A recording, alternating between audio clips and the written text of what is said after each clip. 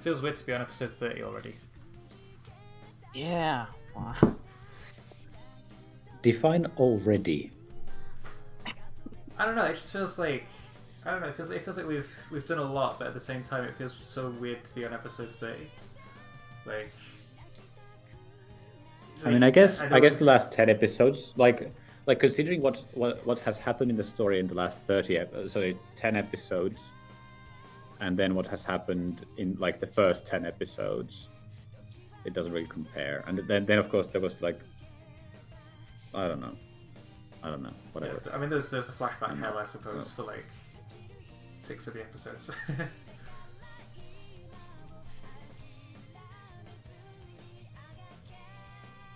Once Kageyaki's back from the bathroom, we'll start.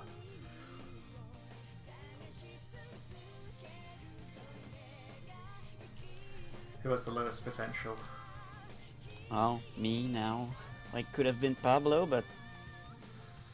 11... 1, 2, 3, 4, 5, 6, 7, 8, 9, 10, 11, 12. You're only just behind Kageyaki. It's Sonia. Yeah, it's yes. Kagayaki is 2 behind me, and you're 3 behind me. No. Well, I'm not that far behind. Sorry, anymore. not potential. I mean advancements, but yeah, you get the point. Yes, yeah, I get it. Yeah. So you got 15 advancements, don't you? Oh no, 14. No, 14. I've been avoiding to swap all of your labels into any order you like because it's garbage. No offense. I mean, it's there, like for a character moment where I mean, you want to change what your character's all about. I guess, but considering that changing the label, the labels like move a lot, so it's not gonna do really much.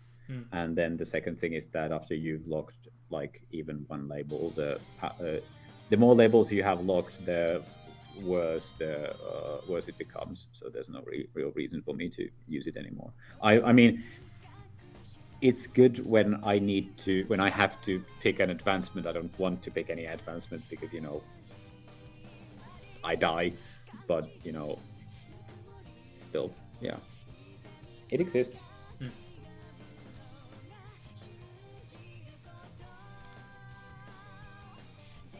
Oh, I like it. It's early enough and allows for some creative role playing.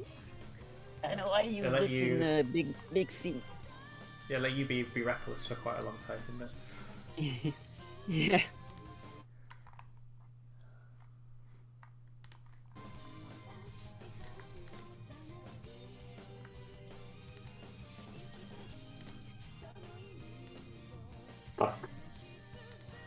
Lord, welcome back. Yeah, welcome back. We're going to start without Ivo, and obviously. Unbelievable. Obviously, Logan's not coming today because of his dad, so we'll just kick off now. We'll do a recap for last session, which Sonia's going to do because she's the lowest potential at the moment.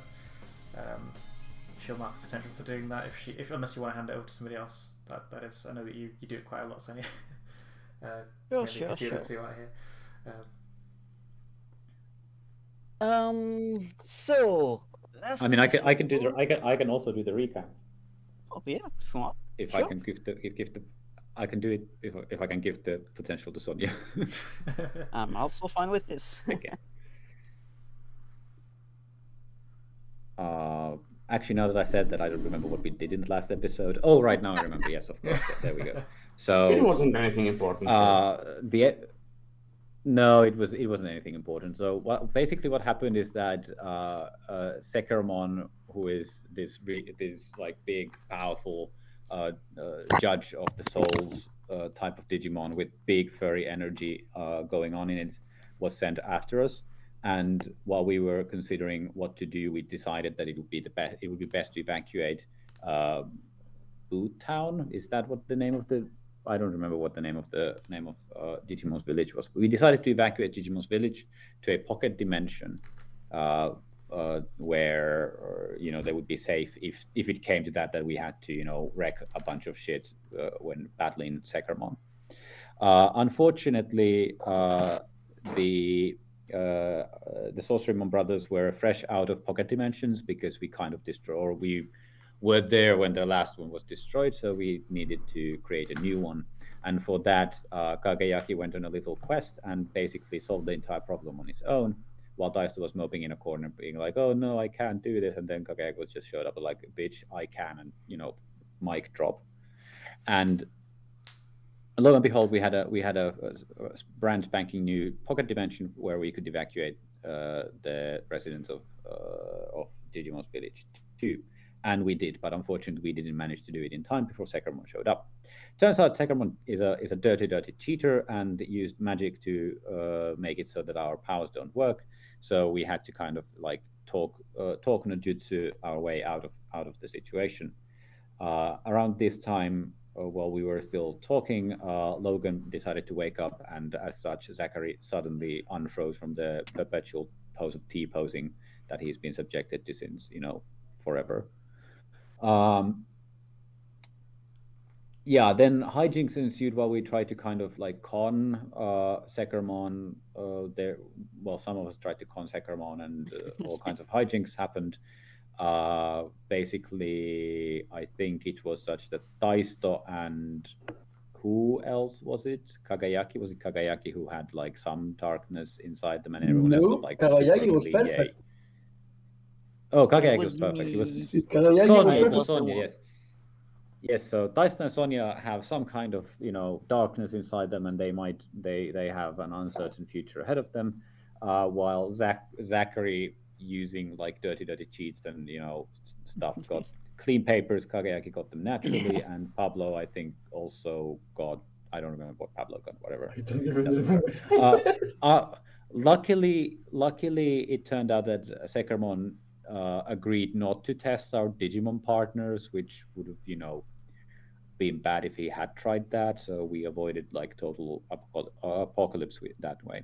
Anyway, after we had all been judged and Sekermon was happy to like go, I guess, we met Peter, who, what's his face name, I don't remember, and Eutimio, who is Pablo's old best friend from way before when they were in school together.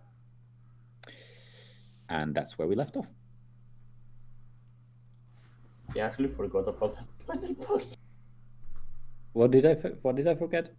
I forgot about that last part. You also forgot. You forgot. You also forgot the post-credit scene that we saw. No, I don't care about post-credit scenes. I actually literally forgot. What was the post-credit scene? I actually have forgotten about it. Yeah, there was an edgy Digimon, which was the partner of Eutimio. It's not like anyone died. Oh right, yeah. Wizardmon died. Wizardmon fucking died. Yeah. He got any evolutions out of it either. He got absolutely annihilated. But it wasn't personal. That's the important thing. Yeah. All right. Didn't I even get like anime TV out of it? Like, what is this? Can't understand. So yeah, the after scenes credit was Eutimio looking through his partner's eyes and watching his partner murder Wizardmon. And we saw it from his partner's perspective, and then afterwards we sort of saw it from a different perspective, which was like just the regular camera angle that we normally have on the screen, and we saw what he sort of looked like from the back, which is he wore a very long sort of purplish black robe. He had these big sort of giant Wolverine claw type weapons, and he had a big blonde mane of hair behind his head, and as he turned back you could see like the mask that he was wearing, and he said, yeah, nothing personal, just business. It could be anyone really. So I think that's probably where we're going to kick things off today. So we start with Eutimio snapping out of of his like trance, seeing his for his partner's eyes, and he looks terrified. Throws his digivice across the table. It like skids along and almost falls off the end of the table that you're sat at. And he like pushes the table away from himself, and he scurries towards the other side of the room. And he's like, "This thing must be broken. This thing's definitely broken." Can that go well one time, please? Okay. What?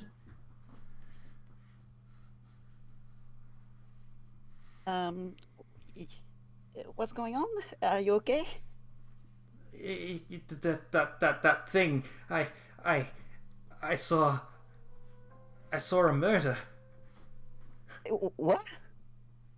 A Digimon what? stabbed in the back. It was horrible. It must be broken. There's no way that I was looking through someone's eyes that would be my partner. Anyway. Oh boy. Sorry. What did you see, Eutimio? What did you see? I saw. I was powerful and strong and shifting through shadows, and then I saw this strange-looking Digimon with a hat and a cape, brewing some kind of potion, and I stabbed him straight in the back. It was horrible. A hat and a cape. Potion. Was it Wizardmon? I mean, he looked kind of like a wizard, but I don't know. Like, do we have like a Digidex that we could like show a picture of Wizardmon? Oh yeah. Your Digivice is full of like information about Digimon you've met and scammed and whatnot. All right. I'll show. Dysel will show Eutimio a picture of Wizardmon. Yeah, his eyes go wide. Was it this, or was it like this but white? It was purple. That's the one. He got stabbed straight through the back, and when it happened, I felt so shameful and guilty. It was horrible. Oh. I think We have to do something. Dice is going to run out and in the direction of Icon City. Yes. Yeah, The door. as you do, like Peter stands up from the table. He's like, "Taisto, where are you going? We have to stay together. It's the tip number 1 of survival." And you're gone. Wizardmon is in trouble. I need to help him. You're in trouble. Let's go with that one. That's hopeful. I can get there fast. I'll meet you there. I'll see what I can do. And Sonia will probably teleport with Piramon. Okay. Near the city. Cool. Spend 2 from your balance track, which I think also tips you back a step. Back. Yep. Remember always to do. Which one? This one, sure. Oop. Yeah, I'm over there. Hooray! Fast. So yeah, you bounce into a scene next to anybody you want, even if you aren't in the scene. Who are you going to teleport next to? I don't know if I want to go right where the murder happened. Maybe I do. I don't have any healing powers, so man, is there any healer in the city that I know? Is Mummyman a doctor in this? He's a pharmacist. He's necromancer. So yeah, I'll probably teleport to next to. Wait, I don't know. Wait, next to Mummymon probably. Yeah, I'll try and find Mummymon. Yes, that seems like the safest bet. Cool. I've never actually asked you this. What does it look like when you teleport? Well, I assume it was some sort of big portal that appeared right in front of me that I could go through, or something that pops up beneath my feet, probably. Something, one or the other. Just a big pinkish circle of light. Yeah, something along those lines. Okay, cool. So the scene cuts to Mummymon. We see that he is currently he's doing like some like brushing stuff in he's like on his knees, hands and knees with like a little brush in his hand, and he's like dusting for prints and stuff to see like what's happening, and like the portal rips open next to him. It takes him completely by surprise. He draws his plasma gun and points it at the portal, and then when you step through, he just lowers his gun and he's like, "Oh, it's you, Sonia." Sorry, emergency, probably. Yes, Wizardmon might have been attacked right now, and I thought you might be able to do something to help. So, yeah, you're currently stood in Wizardmon's library, where Mummymon works with Wizardmon. You can see there's like yellow tape been put up around the area where the murder took place. Oh no. You see Mummimon's holding that little brush that I was telling you about where you dust for prints and whatnot. He's got a bunch of chemicals beside him as well. It's like, yes, something very grave happened here. No pun intended. Oh no, I'm too late. I'm afraid no. Wizardmon is no more. No. But fear no. not, young Sonia, he shall be reborn, as all Digimon are when they die. But we must figure out what happened here. It was quick, silent. Nobody even realized it had happened until I got here. I can smell the death. I may have information about this. I'm not sure how much I should share, but actually that's how I knew things happened in the first place. Was one of our friends' partner or something? We don't really know who he was or what it looked like, but I don't... You're telling me a Digidestined did this? No, they were not together. He didn't seem to know he had a partner until just now. So it's, well, I don't know. Oh man, why would this happen even? Why? Wizardmon did... Oh man. The only thing that was left behind when I got here was this. And he opens his hand, and inside it there's a little red pendant on a chain. Which is reminiscent of the one that we saw in the last episode that Ghostmon was talking about with Taisto, that Ghostmon has. He says, I don't know if this means anything to any of you, but it's all that's left of where the event happened. I'm not sure. Maybe Ghostmon would know. Taisto would know more since they were friends. Oh man. Everything else alright?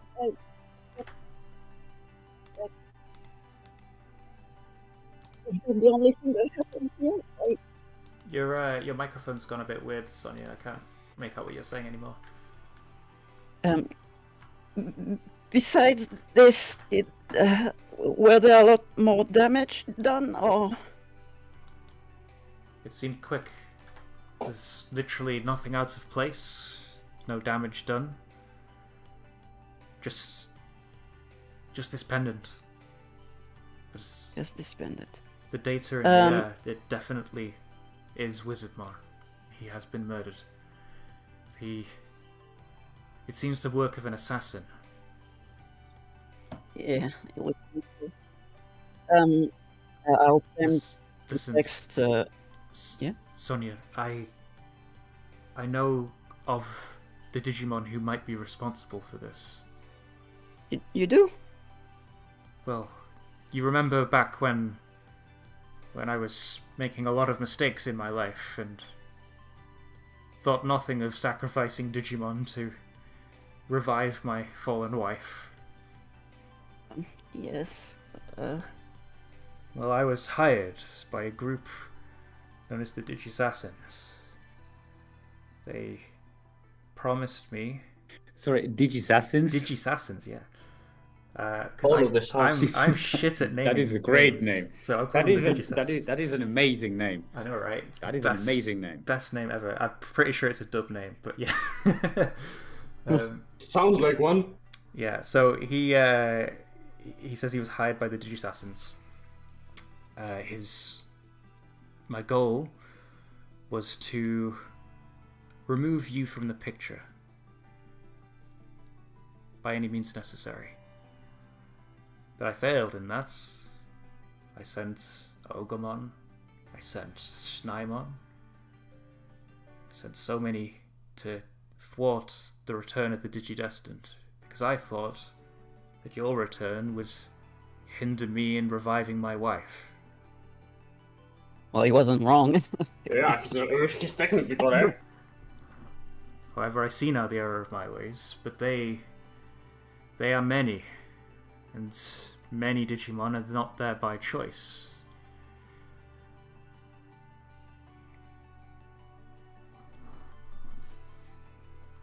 These group of Digimon, they originate from Witchenly,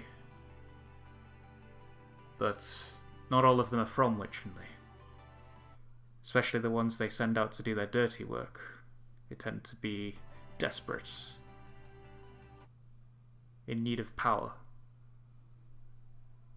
I'm pretty sure that whoever did this, if they were a member of the Digisassin, probably didn't want to.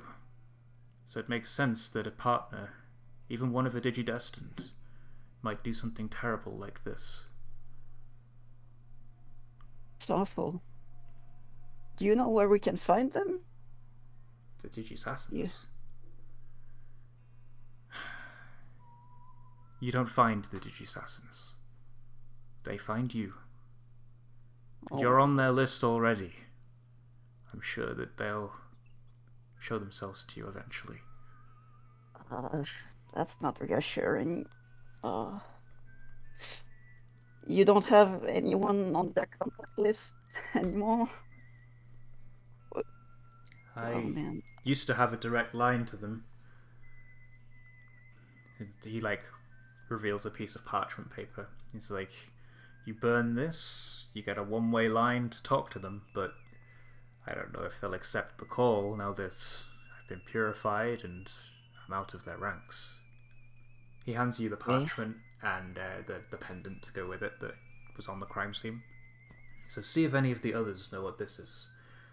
Yes, thank you. I'll contact the others. Thanks for helping us. If you give me an hour, I might be able to recreate the crime scene.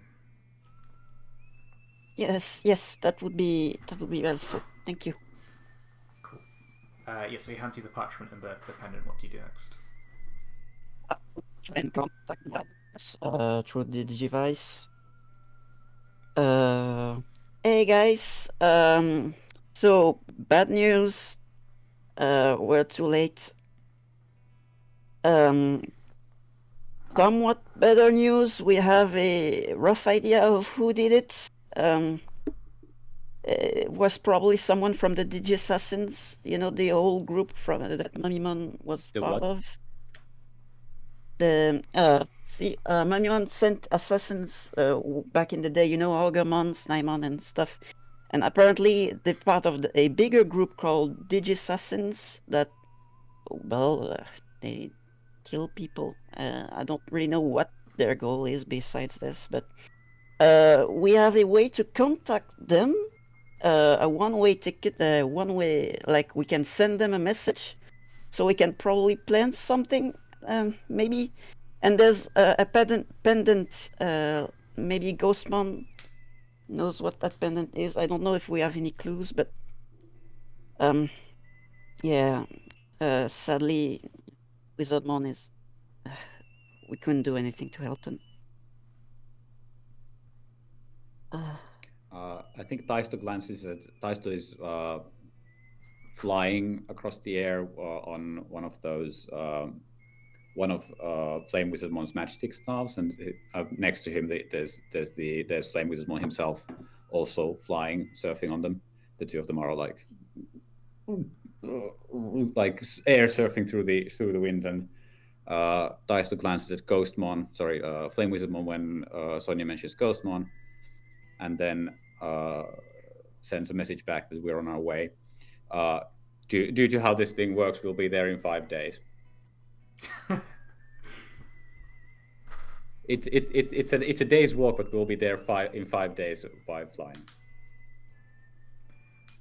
Yeah, that's how time works in the digital yes, that world. is. We have established that this is how time works. So the higher up you are, the slower you go. Yes, but then I'll be teleporting through Agartha.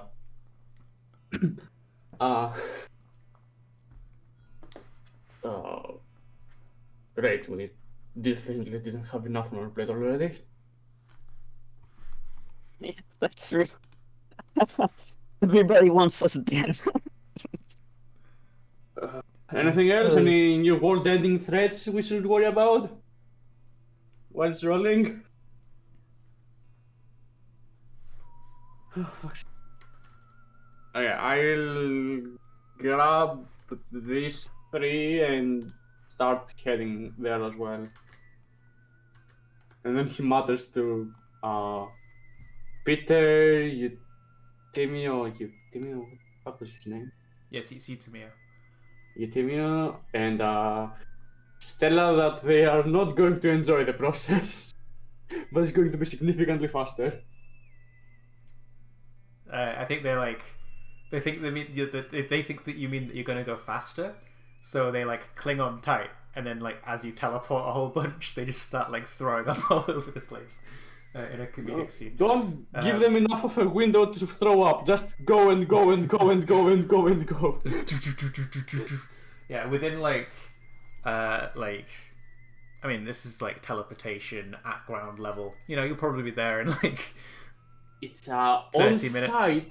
It's a field of view teleportation on ground level. Yes, as long as it's level, we just go. Cool. So you teleport towards the city. Eventually, you arrive there, and because it's an anime, you and Taisto arrive at the same time somehow, even though time in the airs works differently. As you stop teleporting, Peter jumps off the back of Sanglupmon, pulls off his hat, throws up into it. Stella falls over dizzy, and Eutimio's got the spirally eye thing that anime characters get when they're confused and dizzy and disorientated. I'm assuming Zach and Pablo join in some capacity. They are floating behind us. They're probably flying behind you or riding on the back of Lynxmon or whatever. No, floating behind us. Yeah, they're just T-posing wholly. I have them on list, yes. I just thought about this, but they could have gone into the pocket dimension that's inside one of you, so only one of us had to throw up in the end. They have to get used to it, okay? Yeah, I think that's a good point actually. If you'd all gone into the pocket dimension, Sonia could have just walked to the place. Could have done that too!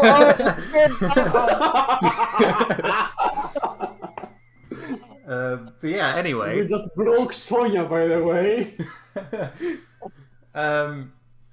Yeah, so you guys arrive at the scene. You can see the city of Icon City. You see the big giant red gates that they've put in place open for you.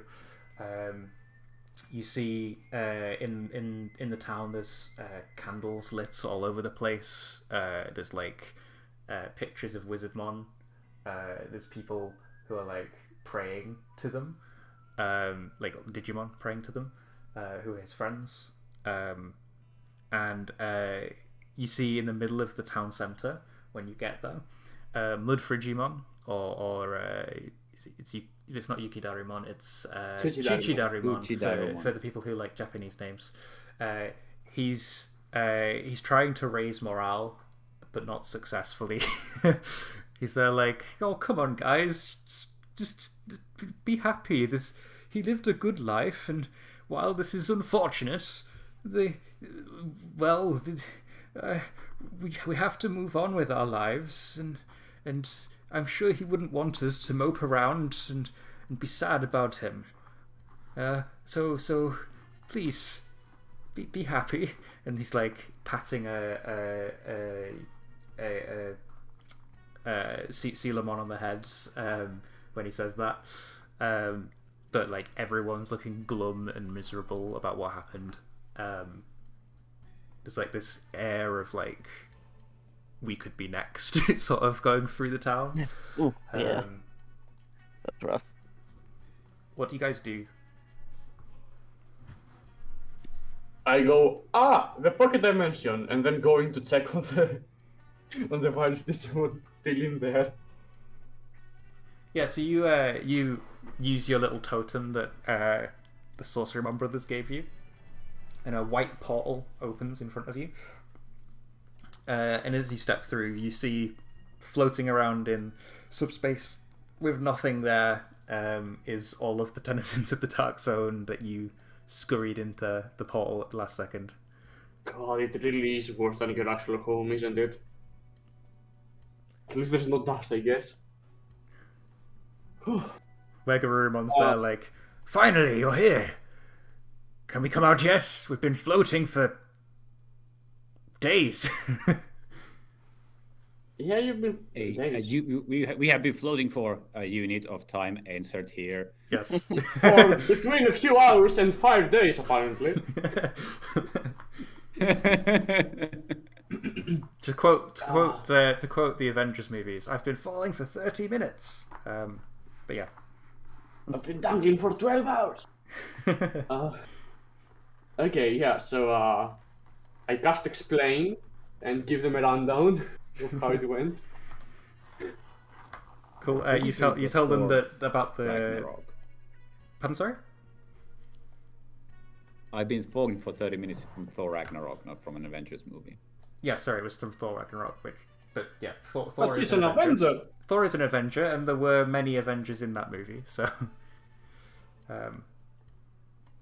yeah, anyway, what was I saying? Yeah, you give them the rundown of the situation, that Sakamon's basically said that they're cool so long as they're with you. And I assume that means that you're going to let them out? Yep. Okay. And what better place to do that than Icon Village? City. Town. Metropolis. We're getting there. Icon Metropolis. Yeah, so they all walk through the portal into Icon Village, crowding a very miserable town. And I think the first thing that Wegarurumon says when he walks out here is, "Damn! Why is everyone so glum? They look like someone just died." Someone did. Someone did die. A great ally of ours, Wizardmon, it's dead. Speaking of, Sonia, you said that you had something to show us. Yes. Here, this might make more sense to you than it does to me. And she's going to show him the pendant that Wizardmon left behind. What's the pendant like? It's a red ruby pendant, like the one. Yeah, so it's a red ruby pendant. It's pentagonal in shape, quite thick and heavy. It's lined in silver, and it's on a big chain. Wizardmon used to wear it around his neck. And like when Sonia reveals this, Flame Wizardmon's eyes go wide. He rushes over and he tries to take it from you, Sonia. Okay, I'll let him. Cool. He takes it off you, and he's like, "Wizardmon." He like pulls out his own, which is identical. He's like, "I'll find you, no matter where you are. I'll find you. You will still be my friend." I'm sorry, what? I thought that when Digimon died, they lost all their memories. That's usually the case. However, Wizardmon devised a method that we might remember each other in our new lives. You see, when I underwent the ritual of choosing and broke my way in, it required my sacrifice. I was reborn a Digidestined. This pendant was a way for me to remember Wizardmon.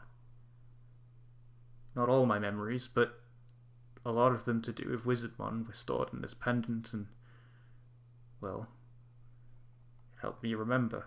But Wizardmon left his behind. Usually it goes with the person that reincarnates. I have to find him. I have to find where he's reincarnated and make sure this pendant reaches him, otherwise he'll forget me. He drops to his knees and I've got an idea. clutches it tight. Wait. So if there's a way to magically make it so that the reborn Digimon will remember all their friends from before, doesn't that mean that we could have hexablock? I'm sorry. I'm so sorry for you, Ghostmon.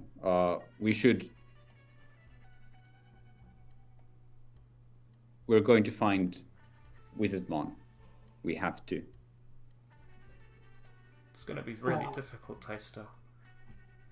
When a Digimon dies, they're reborn in the place where they considered home. Wizardmon isn't here, so the only other place he might be is Witchenly. We have no way to get there. He was our ticket there, and he's gone. Is there no one else we could that could take us to Witchelny? Is there no one else who has the power or the skills? If you evolve to medieval Dukemon, could you do it? I think we established last session, correct me if I'm wrong, you needed a powerful sorcerer, which check you have because of medieval Dukemon, and why is the name of the Digimon escaping my head? Matadormon, that's it, yes. For some reason, Rapiermon was going through my head, and I was like, no, that's someone else. Matadormon has magic? What? Yes. He's had magic for a while now. So you got two pretty powerful magic-y Digimon. You needed... Oh, you call it Digicode, I guess. Yeah. Yes. Alright, yeah. And then I think we also agreed that you needed a sacrifice to get there. Potentially, yes. But we didn't... Yes, we speculated that you might need a sacrifice for it. Yeah, because portals are magic and overpowered and whatnot. Well, because we basically extrapolated from the fact that they're creating the pocket dimension took a sacrifice, so we just kind of guessed. But yes, it's likely that you will need. It's very likely that you need a sacrifice. Okay, cool. So yeah, I think he says that. Well, there's obviously the Sorcerymon brothers might know their way back, but we probably require so many ingredients just to open a portal. Finding Wizardmon's going to be very, very difficult. But I suppose. Well, we need to go to Witchelny anyway to find Einari. So, among other things. Among other things, yeah. I mean, the important Einari, and now Wizardmon, of course. I'll keep this safe. Yes. He'd want me to have it. He says, and he pockets it. Stands tall, brushes off some dust from his knees. He's like, where did it happen? Yes, I'll lead the way. Mummymon recreated the crime scene as it was to help us find clues, potentially. Cool. I'll show them where it happened.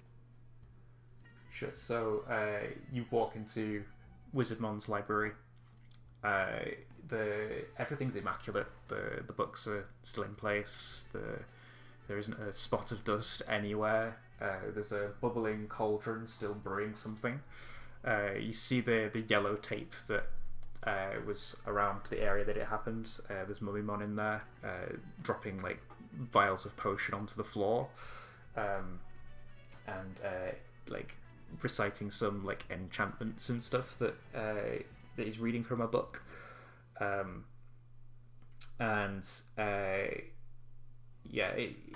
It just looks like his normal study without without the yellow tape there. Basically, you wouldn't even notice that someone had died here.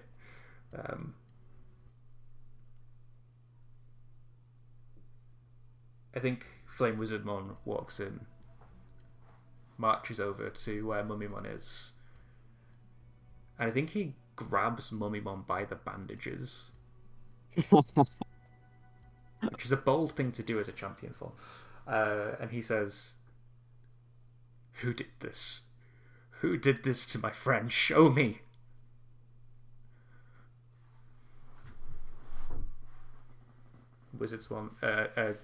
Mummymon says, calm down. What do you... Get off me!" he says, and he like brushes Flame Wizardmon away. He stands up and is like almost twice the size of Flame Wizardmon. He's like, "Throttling me isn't going to bring your friend back. I can recreate the crime scene. You just need patience," he says as he drops like under the drop of this blue vial onto the floor, and there's a little like puff of smoke that comes up. You see this, the smoke hits some sort of dusty particles in the air, and you see a sort of almost like staticky outline of what looks like Wizardmon's silhouette. His hat is like slightly off his head. He looks like his arms are flailed, but he's frozen in time. He says, in but a few moments, we'll find the identity of our killer."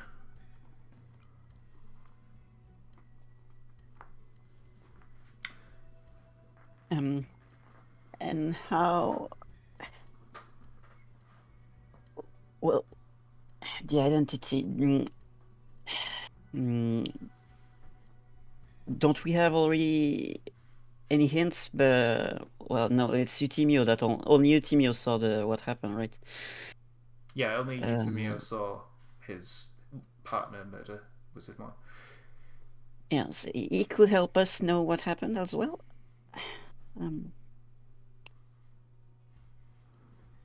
You see Wizardmon like struck his chin. It's like, the Digivice. It's a connection between partner and Digidestined. Does he have one? Yes, he does. Bring it here. Yes, right away, sir. Yes. And Sonia will go along and see Eutimio. Hello. Well, I'm sorry to bother you right now. You must still be in shock. That's really not an easy situation to be in. Are you holding up okay? I mean, I don't think I'll ever get over seeing myself kill someone. It's horrible. The feeling, the guilt, the dread, the shame. Okay. His hand's like shaking as he like reaches into his pocket and pulls out his Digivice. And he's like, "Take it. I don't want it. Take it." Yes. Mummymon said to us that the group your friend is a part of is full of Digimon that are kind of forced to do these things, so maybe we'll have to ask your partner when we find him. He probably didn't mean to do this, so don't hold it against him yet, maybe. Sorry, I don't know what to say. I'll take your Digivice because we might need it for information, but hold up, courage. All half of partners have also done some wrong things in their lifetime, so at least we can. Well, I can't say for sure I understand what it's like, but we're not that far apart. Yeah. He looks slightly more reassured at your words. Do you want to try and comfort and support him? I would like to do so, yes. What are my points? Kind +2, yeah, should be. Do I have influence over the... we just met him, so I don't know, but... Yeah, you hardly know Utamiya, so... yeah. Unless we can come up with some sort of backstory where you were in Pablo's class or something, like, you probably don't We'll see. It's fine for now, it's fine for now. Yeah. +2 should be good enough.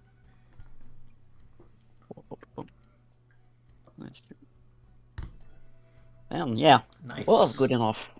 Yeah, so on a 10, when you comfort and support somebody, they hear you, they mark potential clear condition or shift their label, so he's going to clear his afraid condition.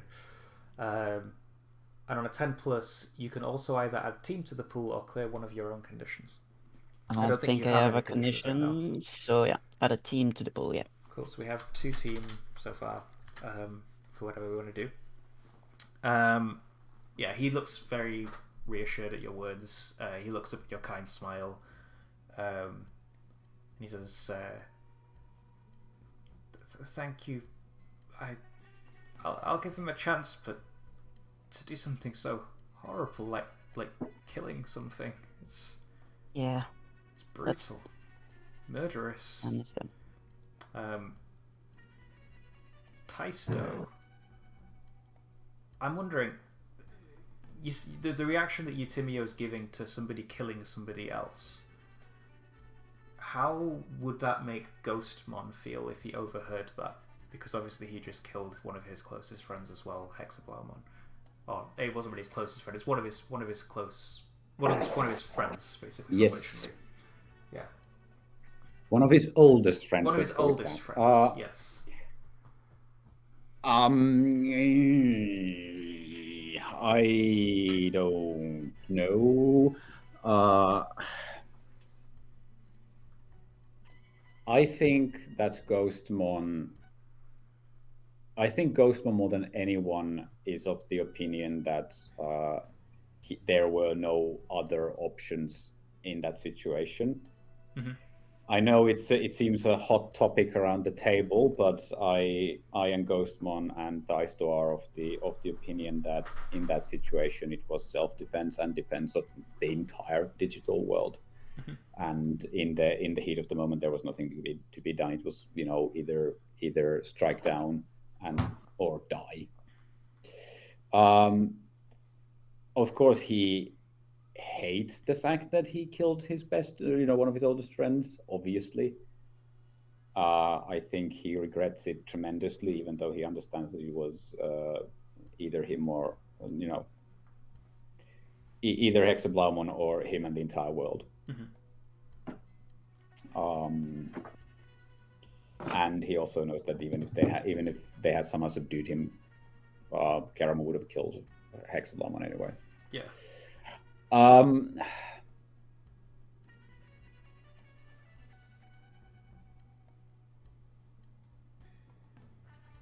I don't think that Ghostmon condones killing Digimon, off the bat. He may have I don't know how murderous the Vortex Warriors were in the past, but I'm pretty sure that Daisto's presence has, well, at least the adventures that we've had together have shown that there usually are other ways out. Cool. And same question to you, Kageyaki. How would Dorumon, who in his previous life has murdered countless Digimon in cold blood for absolutely no good reason, how would he take somebody recoiling at a Digimon murdering another Digimon? Obviously, he's gotten through quite a lot of his trauma, but I wonder if he would also be hurt in some way by that sort of reaction. Well, it stings, of course, but they've been through this conversation so many times at this point. So, yeah. Doesn't affect him as much as it used to. Cool. Yeah, so maybe we see them grit their teeth when we see Eutimio recoiling over it. He hands Sonia the Digivice, which is grey in colour compared to everybody else's. You bring it back over to Mummymon, and when he puts it in the centre of the yellow tape that he set up, it glows that soft grey, and you see a little it's almost like a Union Jack shape appear on the screen of it. It glows, and the room goes dark, and we see a reenactment of what happened that night play out before us in a digital expression, so the Digivice is glowing and showing what happened. We see Wizardmon humming happily as he's making some kind of potion. He goes over to the bookcase to read the next ingredient. We see the door open and the jingle bell go that's on top of the door frame. We see a shadowy amalgamation with red eyes just shift through the door frame as the door closes, and you hear Wizardmon say, "Just a minute, I'll be there with you in just a second." We see the shifty shadow with red eyes, 3 of them, sort of swoop forward past the cauldron, come up behind Wizardmon, fully materialize, and this is for the first time we see this Digimon's face. He's wearing, as I mentioned before, a big long purple robe covered in black leather armor.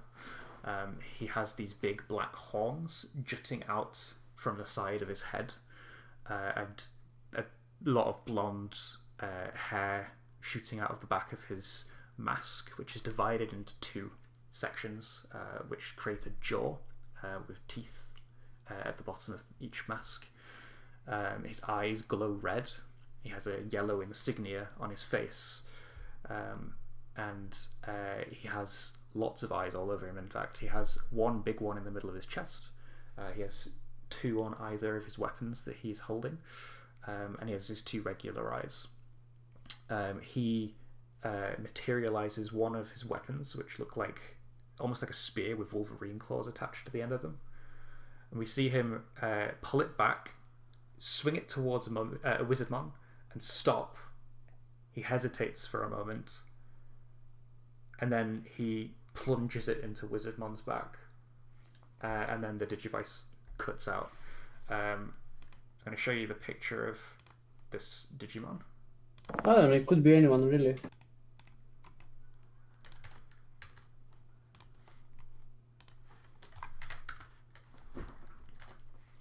Wow. It's Medical Duskmon. Medical Duskmon. Yeah, I did some snooping around and I found this picture. I knew. It was. Duskmon, but with a PhD. You mean an MD?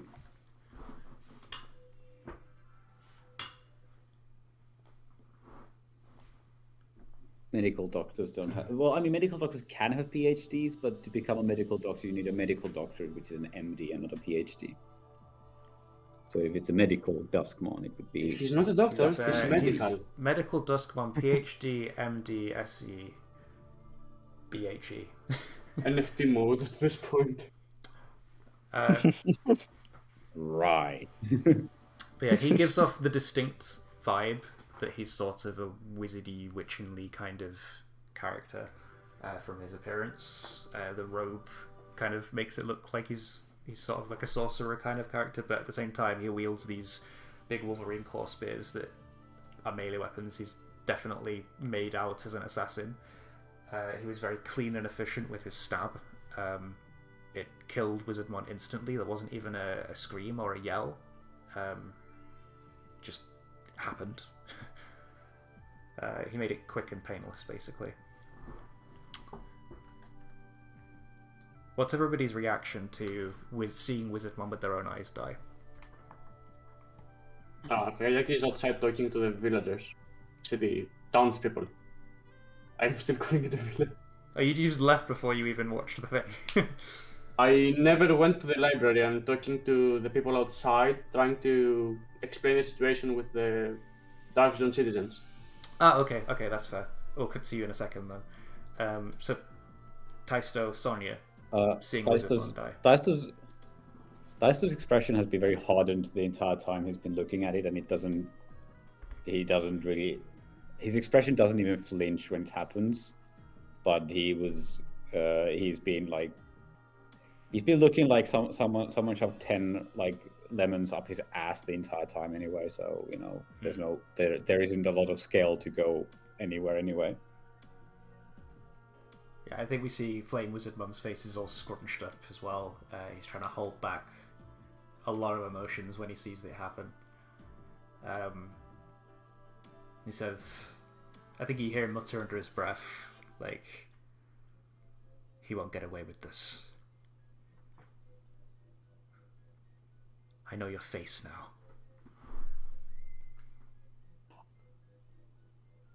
I think when Pillowmon sees it, Sonia... Should I get involved? should I get involved? You should maybe get involved. Sonia, when Pillowmon sees Wizardmon die... Maybe later. When Pillowmon sees Wizardmon die, she shrieks and hides underneath your hat. Like she's watching some kind of horror movie. Don't worry. It's okay. It's over. See, don't be scared. Oh. But as she says that, she herself has trouble watching the scene, and is halfway closing her eyes, trying not to look, but still looking because she has to for information, but also a bit shaken up by this.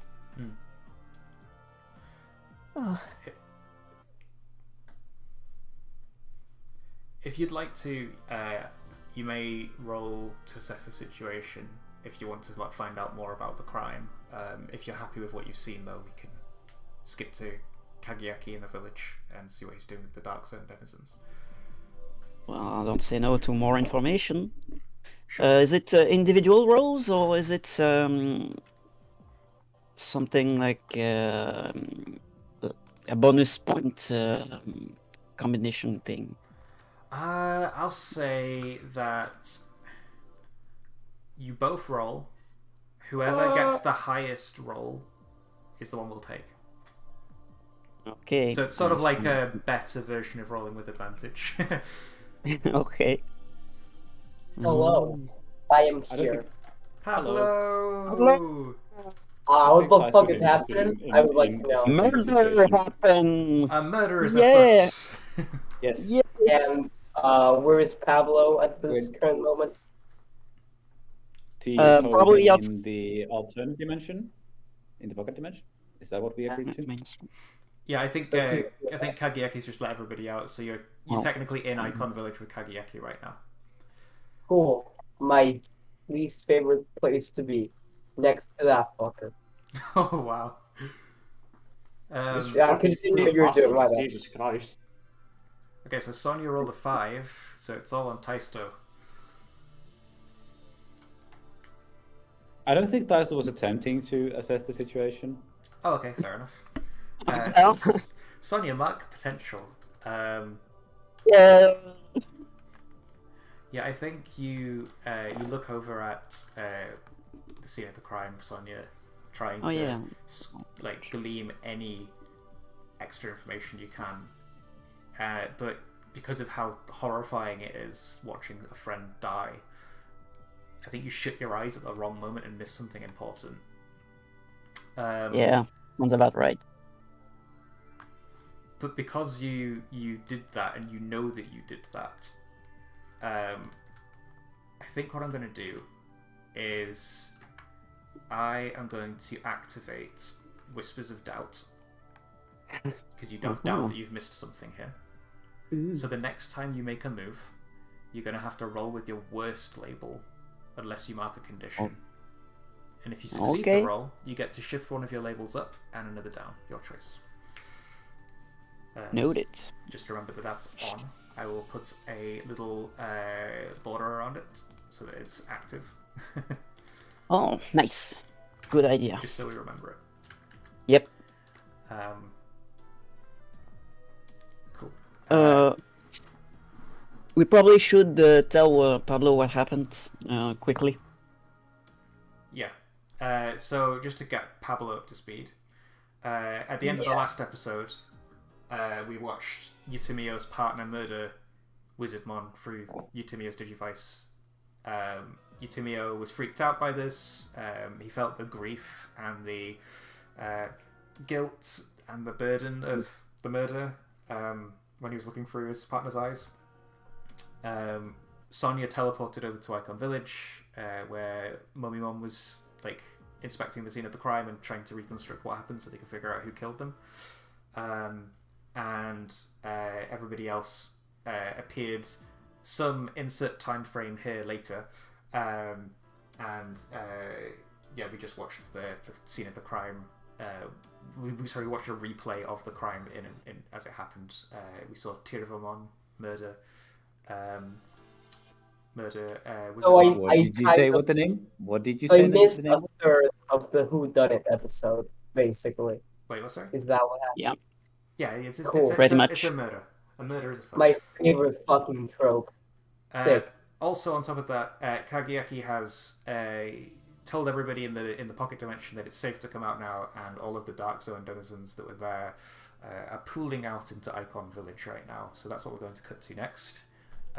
Is you and Kageaki getting everybody out of the portal. I think the last thing that we saw was where Garurumon coming out saying, wow, you'd think somebody died with all how glum these people are. Not realizing that someone has died. Someone did. So, Kageaki, what are you doing to help the Dark Zone denizens sort of get to grips on where they are? Okay, so at this point where Garurumon is basically the mayor of that group. Yeah, he's basically the leader of the Dark Zone denizens. So I got to... I was going to say, I think he co-leads it with Leomon, is what we described as well, so I think Leomon must be there as well. If it works. Okay, so this Icon City, it's the first place we ended up in.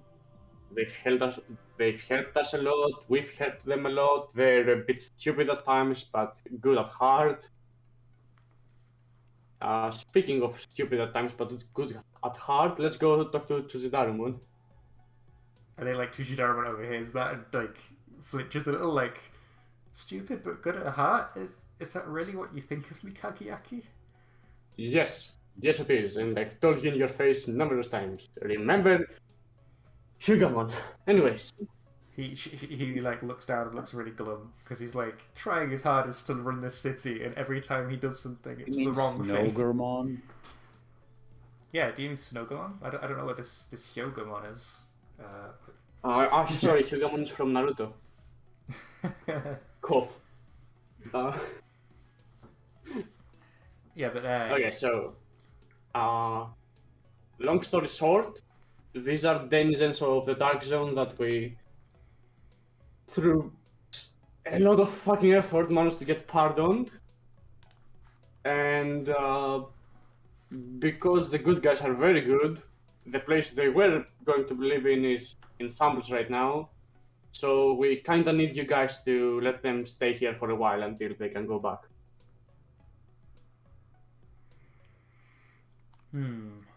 I'm sure we have places for them to stay. Usually we'd have them sort of take refuge in the library, but considering what just happened there, it's probably not the safest place. I will take them in. They can stay at my house. City Hall. Great. and I trust you've learned how to be kind, right? Mudfrigimon's always been kind. What do you mean by that? Kagayaki still has PTSD from the I think Chugamon he means situation. not prejudicial to virus attribute Digimon. I think Mudfrigimon's over that. Like, I'm not even sure he ever really was super against virus Digimon. It was literally just the whole kerfuffle that had happened with Pandamon and Mummymon and whatnot that caused them to split ways. I think since like the Goblimon moved in and Snowgamon came back and whatnot, like he's totally fine with virus type Digimon. Okay. He's really laid back. He's so laid back he's on the floor. But he bumbles over to the group of Dark Zone Digimon, and he's like, "If you would all make your way towards City Hall, I can get you situated and create some shelter for you to seek refuge. I'm sure that we can. I'm sure that you'll be back on your feet in no time. We can get Tyrannomon on rebuilding your city, and I'm sure his forces would be more than happy to help you." And he you see like Tyrannomon in the back, like put his like little hands to his head because he's remembering what happened to his forces. And I think Mudfrigimon senses that they've put their foot in it, and she's like, anyway, to my house, follow me. He like plods along. That one's not on you. To his house. Okay. Cool. They're all getting situated now. Well, that's done. Let's go to the library then. Cool. Pablo, what are you doing right now? I'm trying to figure that out. Probably eating or drinking or something because he's hungry. Cool. So you're you've seen Sealamon grieving, and very nonchalantly asked him to make you some food, even though he's grieving. Yeah. I know you're in a duel and you're suffering and you've lost a loved one. I would really like to eat.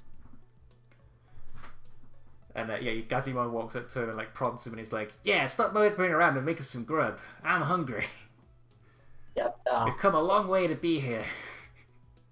And Sealamon's he wipes tears away from his face, and he's like, "Okay, I'll make you something. How does anchovy sound?" And he good. He's like he puts a pizza in his stone oven, and he's like set up like this little like anchovy pizza station, and in no time he brings out this anchovy pizza, and he's like, "Here, what anchovy pizza? Extra salt, because of my tears." And he like hands you it. I feel like Pablo, like under his breath, is like, Jesus, this guy is a lot. Just being super like out of touch. Listen, man, I'm mighty glad you guys came home. You see, any of us could be next. I'm just so sad that it was Wizardmon first, but I'm happy to be alive and happy to have you here protecting us. Here, have this on the house, he says, and he like hands like an extra large fish to you. Thanks. Thank you. Yeah. Cool. Alright, so you take your pizza. I assume you go to the library with everybody else. Yeah, I will. We see like Kagayaki walk in first, looking all serious. You probably tell everybody that you situated the people that you rescued. And then we see like Pablo walk in, eating an anchovy pizza, holding a giant fish, making everything smell fishy and horrible. That is how Pablo goes. Yeah. Out of curiosity, Pablo, earlier in the episode, while you were T-posing dramatically, I was. The Yutomio was quite scared and taken aback and frightened when he saw his partner murder somebody, to the point that he's trying to give away his Digivice so he doesn't have that responsibility. How is Pablo reacting to that, and how is Pablo trying to calm down Eutimio, out of curiosity? I feel like Pablo, he's doubted himself before. Like, he's been in that state where he's like, well, I kind of suck. So, I feel like he probably, I assume Eutimio is here in the library as well. Yeah, he was there. He gave his Digivice to Mummymon so that they could recreate the crime scene. Alright. So, I think Pablo would sort of, take him to the side and sort of one-to-one say, man, I know sometimes it can feel like you keep messing up and like don't deserve what you've been given. And I've been there. I know what it's like, but you gotta keep trying, Eventually you'll be able to look at what you've done and then realize that you've, improved. That's what I'm trying to do, at least. Do you want to try and comfort and support him? Sorry, what? Do you want to try and comfort and support him? Yeah, but yeah. Cool. What roll? Roll plus kind, which is currently +2. Is it +2? Oh shit, nice. Make it +3 though, because you have influence over Eutimio, because he's like one of your close friends. That makes sense. An 11, nice. Nice. So on an 11, he clears another condition. He's no longer insecure. You clear. You get to either add a team to the pool or clear one of your own conditions. Your choice. Well, my conditions right now are hopeless, and I don't know if this would clear hopeless realistically. Yeah, I'll clear hopeless. I think that, yeah. So you're gonna clear hopeless. Okay, that's cool. Yeah. Cool. Yeah, so I think he looks more reassured that now that you've both you and Sonia have spoken to him and reassured him and said, look, it's probably not your partner's fault. We've all been there. We've all had these issues. We've all had this responsibility thrust upon us. You can't run from it, type thing. And it sort of steals his resolve a little bit. We see him wander over and pick his Digivice back up off the floor now that the scene's played out. And he attaches it to his little belt. Actually, he probably attaches it to his rucksack. Because, the rucksack's like a character feature. Yeah, of course, that's very important, yeah. And yeah, he looks a little bit more determined to right what's happened here. Mummymon turns back to you guys. He's biting his nail. He looks very uncertain now. He says, if we've angered this Digimon, then there's no telling what's going to happen next. This is... What do you mean? This is Tirvamon. Tirvamon is, well, to put it bluntly, a Digimon who is cursed to bring ruin and destruction to the digital world. If this is a kill of his, it's the first of many to come. Meanwhile, Kakayaki hasn't actually seen the video, so... I think when you walked in, you could still see the image that it kind of paused on, which is Tirvamon's blade ripping into Wizardmon. So you could see what Tirvamon looks like and what vaguely happened. Okay, I think I missed everything important then. But yeah, he basically says Tirvamon is literally like bred to kill people. Okay, so you guys obviously don't want to see this again, but I haven't actually seen it, so can you play it again? Yeah, so... I'll go outside if you don't mind. Yeah, no one blames you. Because he replays the scene again. I think Flynn, Wizardmon, stays behind to watch it a second time. Yeah, so does Dice. man. But yeah, you see the scene again where the misty fog comes through the door, the jingly bell happens, Wizardmon goes up to the bookshelf, says, "Just a moment, I'll be there in a second." The fog materializes behind him. Tirvamon swings, plunges his blade towards Wizardmon, stops just shy, hesitates a moment, and then commits and stabs him. Okay, he hesitated. That's really good. That means there's chance he can be talked to. If he hesitated, he obviously didn't want to do it, or was at the very least unsure of it, if it was the right thing to do. Yeah, when you I agree. stare him in the face as he does this, his face doesn't give off a like "ha ha ha, I'm going to kill you" face. His face gives off a "I'm sorry" and very much guilty kind of look, if that makes sense. If you can stomach looking at him while he's about to kill someone. Honestly, given our past track record, he fit right in. Sorry. Would you like to assess the situation as well, Kakiaki, to see if there's any Yes, other questions definitely. you'd like to ask? Cool, roll to assess the situation. Okay, let's see. How much was my superior? My superior was a +2, but the important stuff. Nope, I am not guilty. That's nice. 10. Nice. So out of 10, you get to Let ask... me see what the fuck the questions Is were. it 2 questions or 3 questions on the 10? I can't remember now. It is 2 questions. Plus any moves you have that give you extra questions. I'm not sure if you have any. I don't think I do. My question is only my special thing is unleash your powers. Oh yeah, it's all on Pablo's playbook. The ones where you get to ask extra assess the situation questions and stuff. So the situation, Maybe Pablo should assess the situation some more. But yeah, feel free to ask some questions. Let's see now. A lot of these are really awkward for the things I actually want to ask.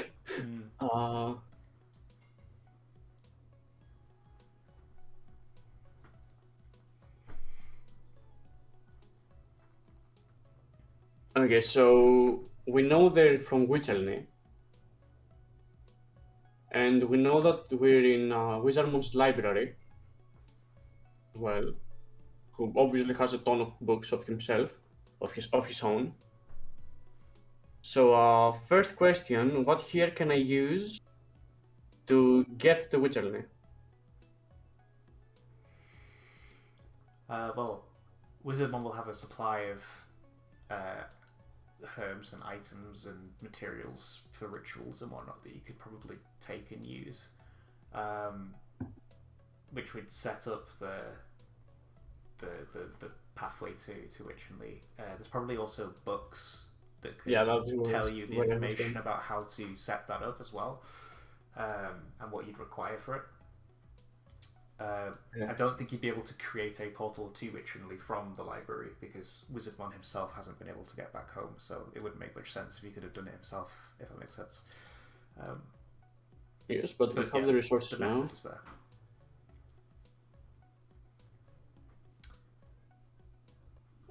Before I ask this, if I ask how could we best end this quickly, will you say just kill him? No, You would have to ask it in order to get the answer. Depends what you mean by this as well. Okay, so the thing is, there's no question that goes, how can we reason with him?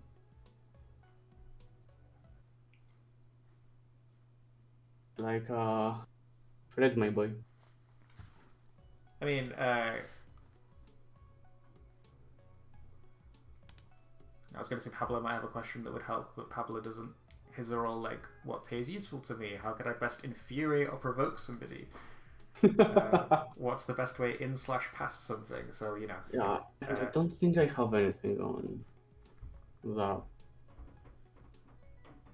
Overwatch isn't something, Inventory isn't something, Logical Language isn't something, Genius isn't something, Tinkering isn't, Tactician isn't. So yeah.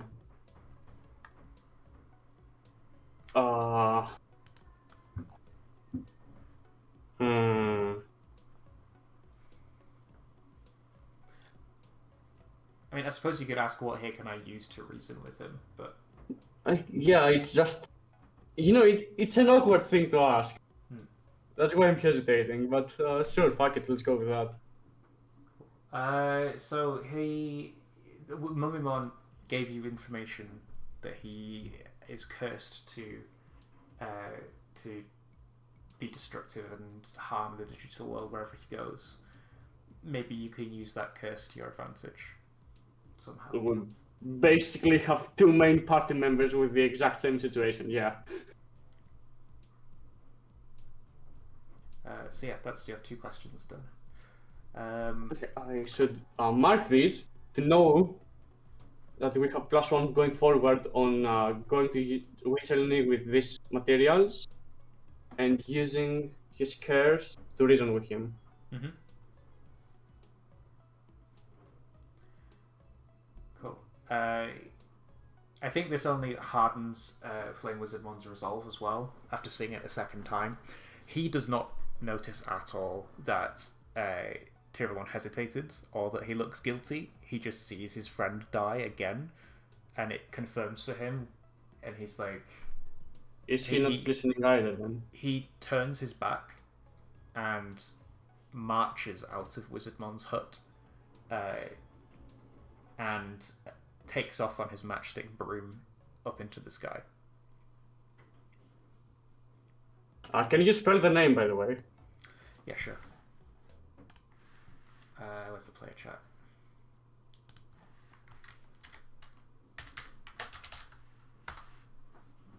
Tirva. What the fuck does Tirva stand for? By the way, I really like etymologies. What does it stand for? Yeah. What is the etymology of the name? It comes from Tyrfing. It's a sword from Norse mythology. Neat. Okay. Oh, why error? Come on.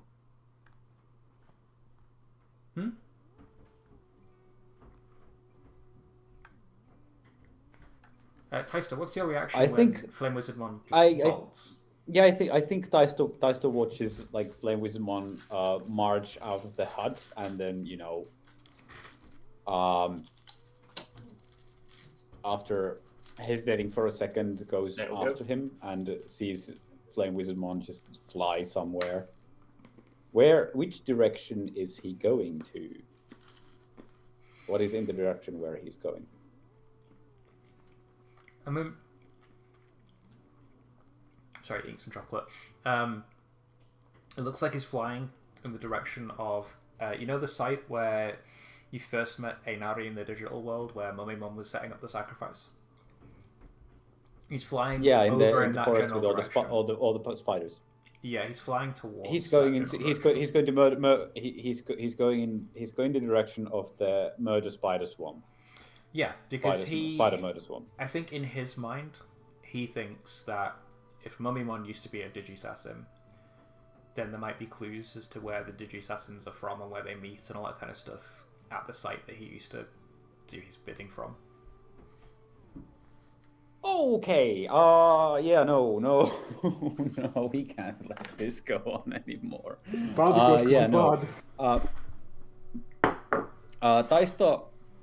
Taisto shoots a message to the others that he's gonna head off for a while. He's gonna head off for a second. He'll be back in the evening or maybe tomorrow.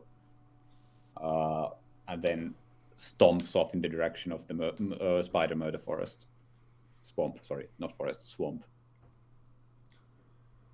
Cool. While that's happening, I think we're going to cut to one of the others. I think it makes sense to cut to Sonia. Sonia, you went outside so you didn't have to watch the sickening sight of Wizardmon dying a second time. Mm-hmm. I think we see... what's your, the first thing you do when you leave the hut after seeing that horrible thing? What would Sonia do after seeing something so horrible? I think Stella's with you as well. She's probably got an arm around you, making sure that you're okay, like a big sister would. First, Sonia would probably try and go to hug Pilomon, because she was really, really scared about what she saw. So she's going to reassure her, say, "It's okay, it's okay. We're away now. You can open your eyes or keep them closed. I get. That's what you do. It's fine. We're done with this for now. Are you okay? Was it too hard?" It was so scary, Sonia. I don't want any of my friends to die. No Yeah. part of me wants to see friends die. I understand. I agree with this. It's difficult. But I don't know. Was I there when they explained the pendant? I probably was, since I gave it. Yeah, you were definitely there because you gave him the pendant. Yeah. So Wizardmon might have a way. We might have a way to bring Wizardmon back. You were there. You heard, right? So, be brave, okay?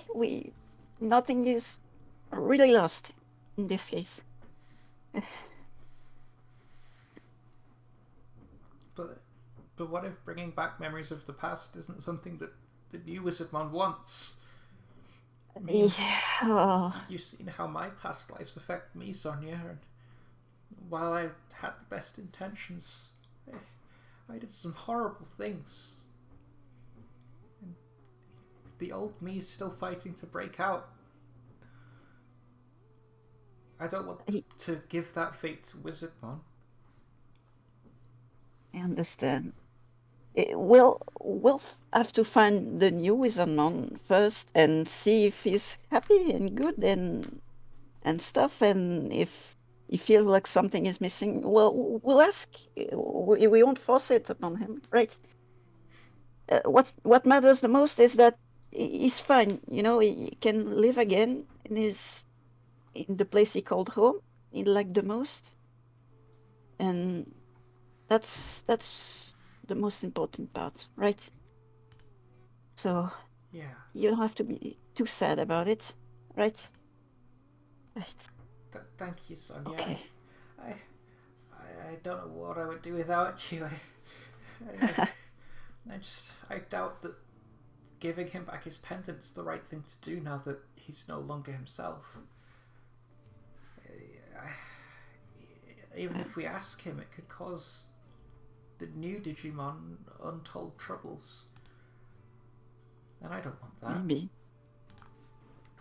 Maybe you're right. Maybe.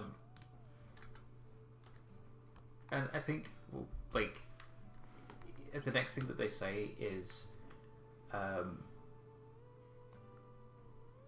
think we should take the time to think about this and not rush into anything. We need to give them all the options and make sure they know the risks that they're taking. We can't let Flame Wizardmon be rash.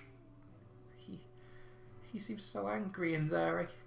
His face. It's not the Ghostmon I know. The happy-go-lucky pranksters. He's not there right now. We can't let him be too forceful.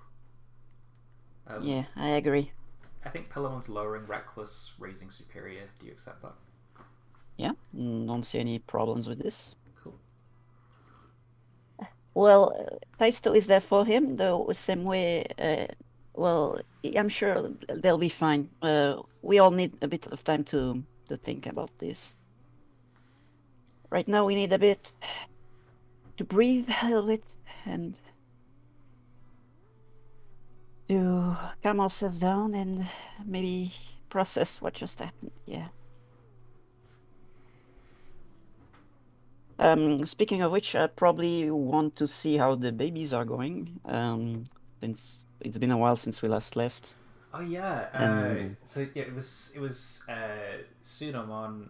Did the other one hatch yet, or was it still an egg back when? Not yet. It was going to soon-ish, but it didn't hatch when we left, at least. Yeah. So I think Sunomon is now a Gabumon. Oh wow. It's grown up fast.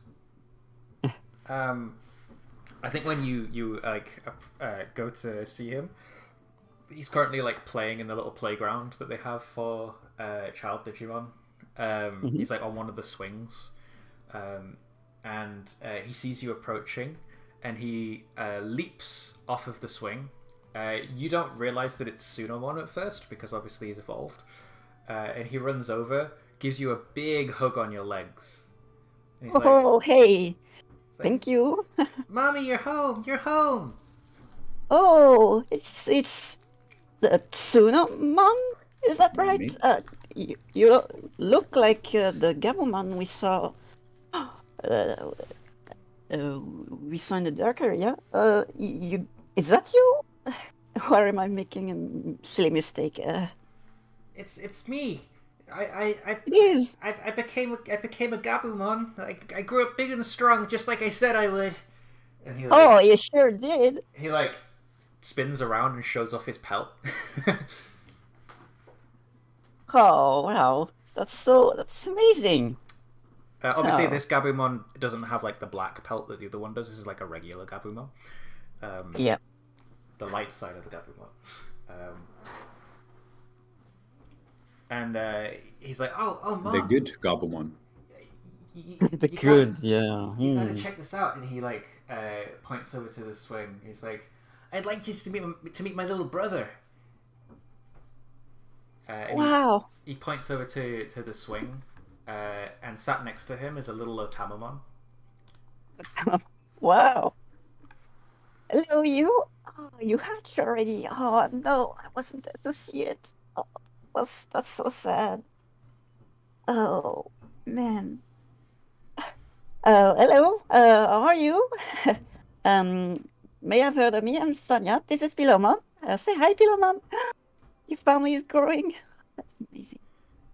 I think he shies away from you behind Gabumon.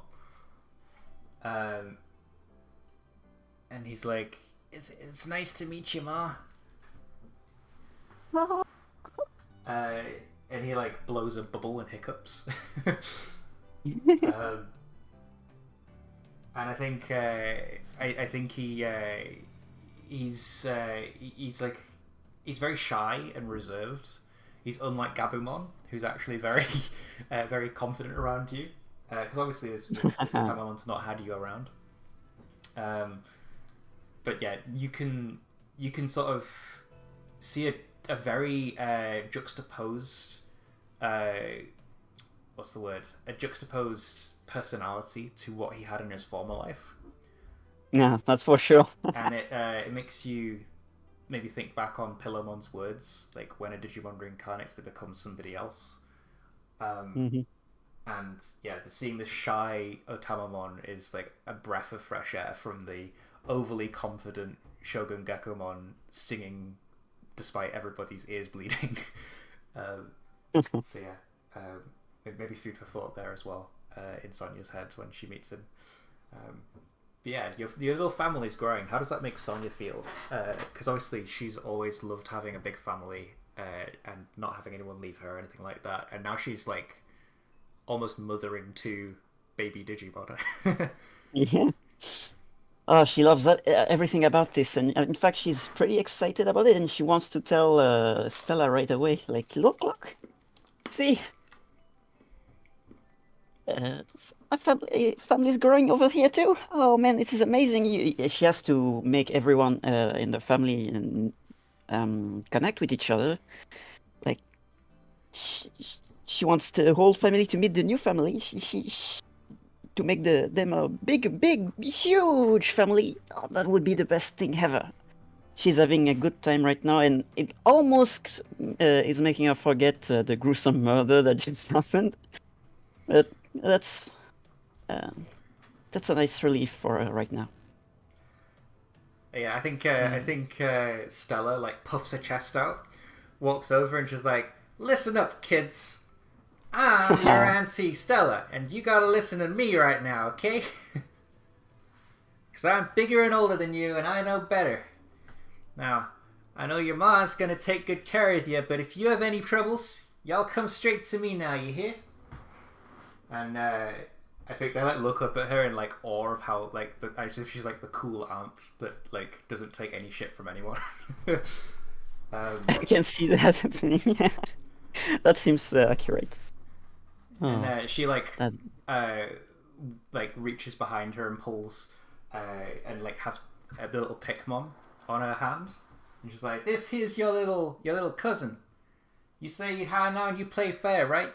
And he like she like lets Pikmon off her hand, and it bounces around them, and it strikes like a cool pose to try and get their attention, but then like Otamamon like shies away behind Gabumon again, and Gabumon gives Stella Has a Stella big always hug. had Has Stella always had a Southern American accent? Yes, she has. I have always given her a Southern American I must have accent. missed it. Then I have missed it. This is how much I listen to our game master.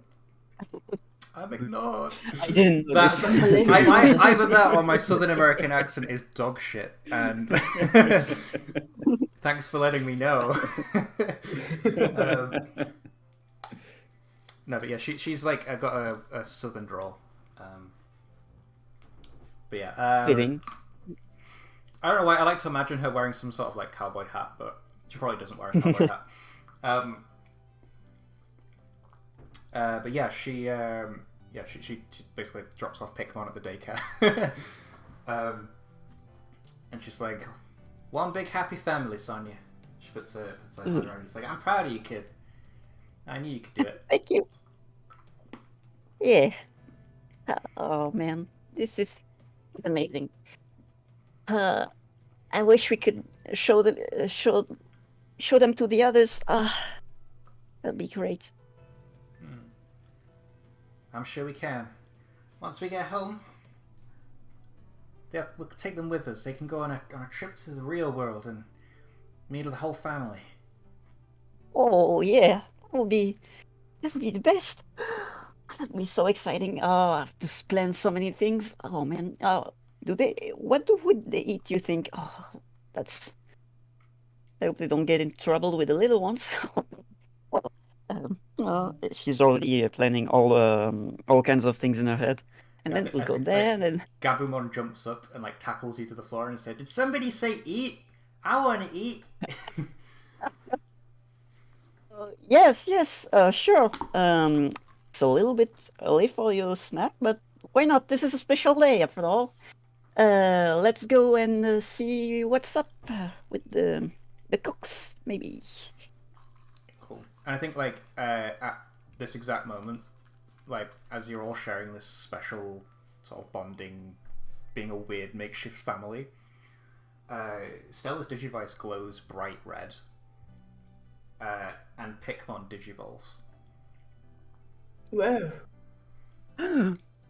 And as the shining light dissipates, you see a fluffy, white-furred Digimon in blue armor.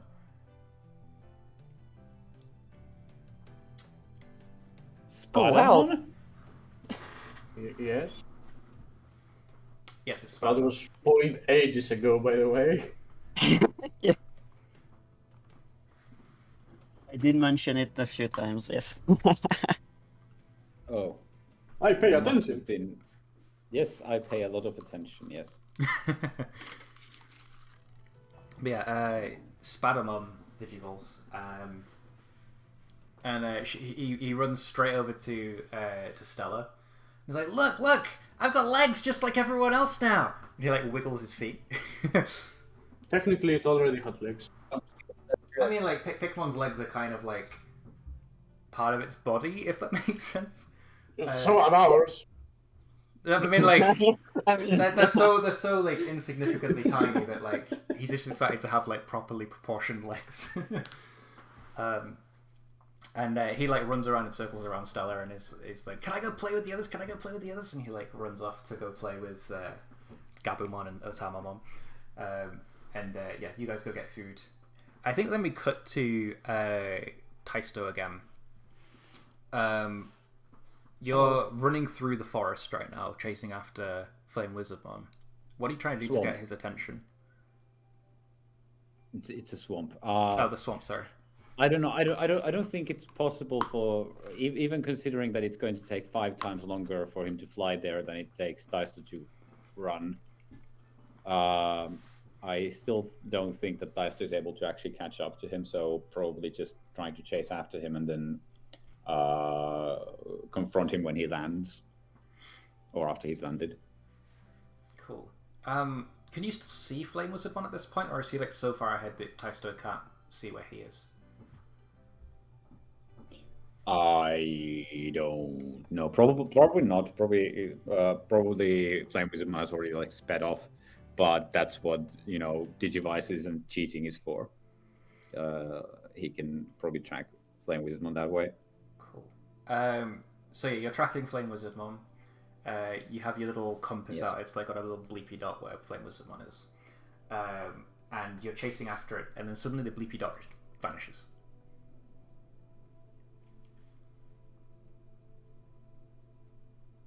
Excuse me, it does what? It vanishes. It vanishes. Yes, the bleepy dot stops being on your radar. Well, then... yeah, well, in that case, there's nothing more to do than to head in the direction where it used to be.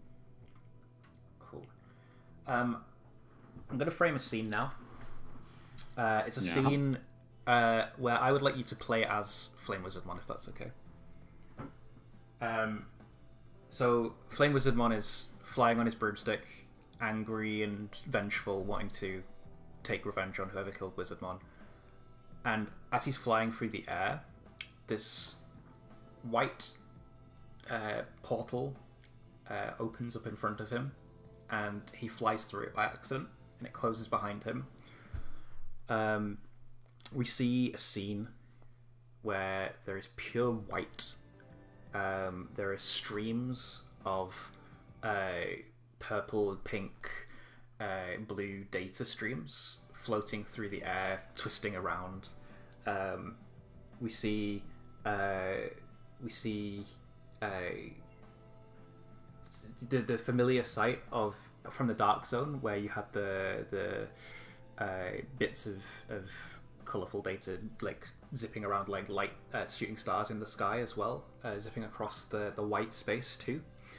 And Flame Wizard Mon comes to a halt. The portal closes behind him, and we hear from behind him, "Oh ha ha, I've got you now." Garamon! Flame Wizard Mon shouts and spins around and tries to strike Garamon in the fucking head. Assuming it's right behind him. He spins around and hits nothing. And then he hears the voice from above him and he's like, "No, no, no, no, this is not a place for violence. This is a place for making friends." Yeah, for making friends. For making friends. Yeah, let's make some friends. What is this? You hear several different distinct voices that aren't Caramon's, and Caramon's all say things that are very similar to each other. Alright, so yeah, I think Flame Wizard Mon is trying to look around and see what the fuck is happening. He looks around and sees absolutely nothing, and then he feels 2 hands rest upon his shoulder. And he's like, No, there's no need to be alarmed. My friends, I am here to help. And like as Flame Wizard Mon turns his head, he sees a monstrous face that's amalgamated from 3 others. Razor sharp teeth opening in the middle, ribbons of ears shooting off in 4 or 5 different directions. Caramon looks like some kind of Frankenstein's monster. He's like, "Oh, I have not introduced you yet. This is my family. Meet my brother, Caramon, and my sister, Caramon. It's nice to meet you." "Yeah, it's nice to meet you," his other mouths say. We are here not to attack you or hurt you. We are here to offer you a deal. And as Flame Wizard One turns around to hit them again, they just bamf to another part of the room. What have you done to yourself, Garamon? He says angrily, as if that wasn't obvious enough. What have I done? Well, I have rescued but 2 of my siblings. There are many more that need to be awakened, but 2 is a good start. Now, Flame Wizard Man, what if I told you I could get you to Witchenly? What if I told you that I knew where Wizardman had reincarnated? What then?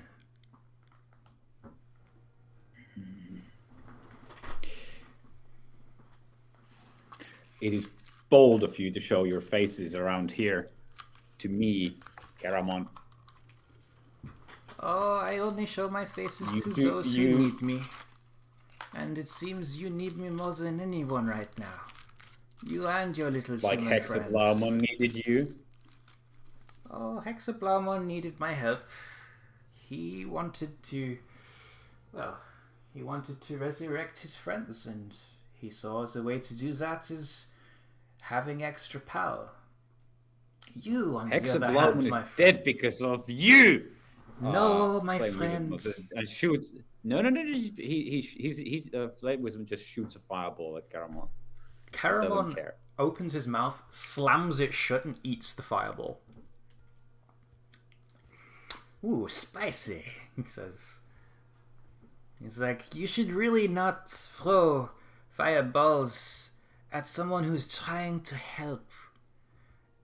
You are mistaken, Flame Wizard Man. I did not kill Hexablaumon. You did. Some require power.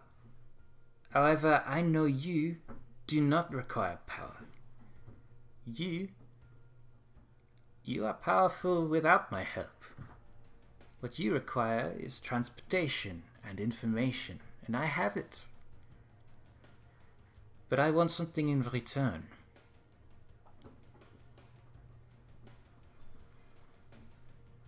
Obviously, you do not have to accept my terms, and I shall let you go. No harm done. But something tells me you want to see your master and friend, and to help your dear, dear friend Taisto reunite with his human partner. What was his name now? I cannot remember over the screams that he was making. You're testing my patience, pest. Get to the point.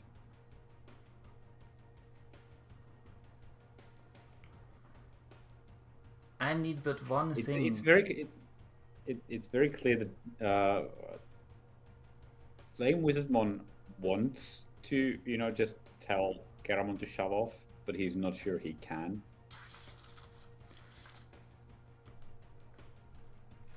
But yes, sorry, get to the point. You're testing my patience, past. In exchange for safe passage to Witchenly, in exchange for the information of knowing where your master has been reborn, and in exchange for the dear human that I had taken hostage, all I ask is for you to hand over your Digivice.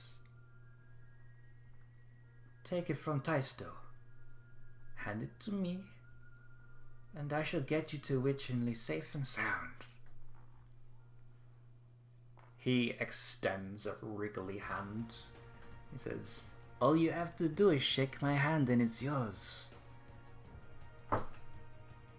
If not, he snaps his fingers and a white portal opens up behind you again. You are always welcome to leave.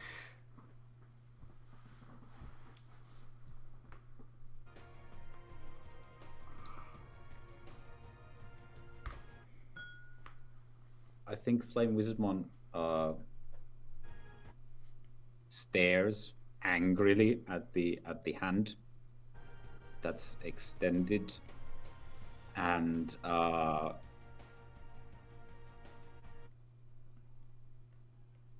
there's assuming that the animators get paid enough, you can see that his like eyes are quivering with doubt, and he's unsure what to do.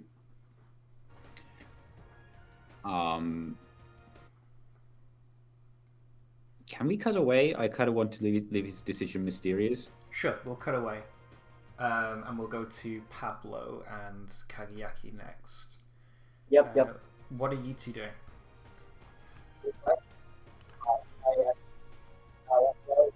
You are underwater.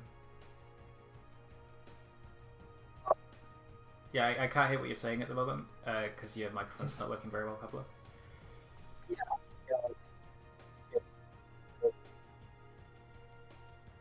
Can't hear a word you're saying.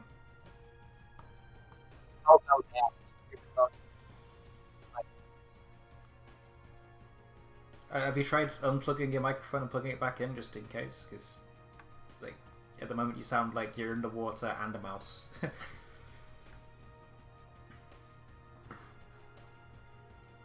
How about now? I mean, it was loud for a second and then it's gone off again.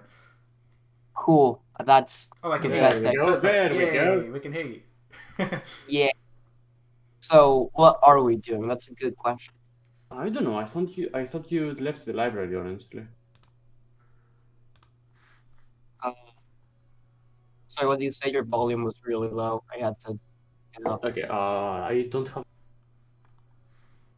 Is it better now? I realize I hadn't lowered the microphone at all.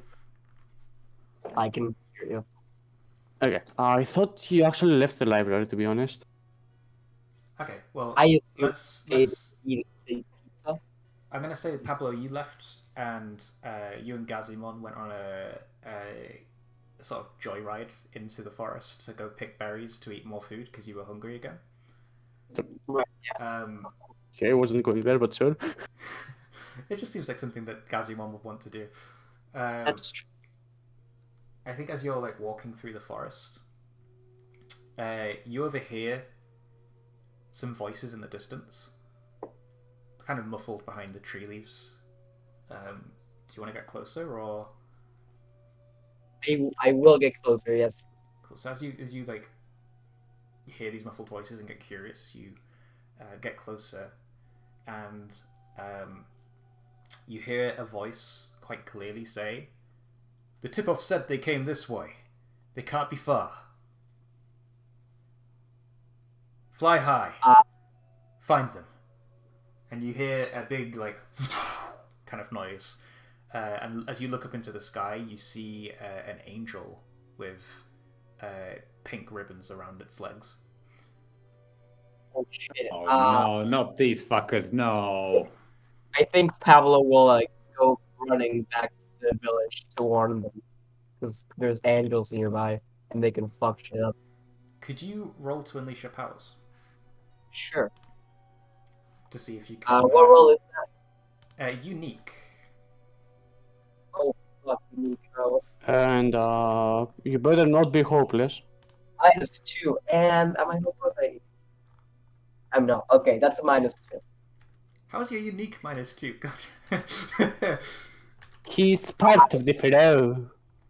Fuck. Okay, Just another brick in the wall. You start running, and when you do so, you make a lot of noise. Lots of branches and trees and stuff rustling, and this catches the attention of the Pidomon flying above you.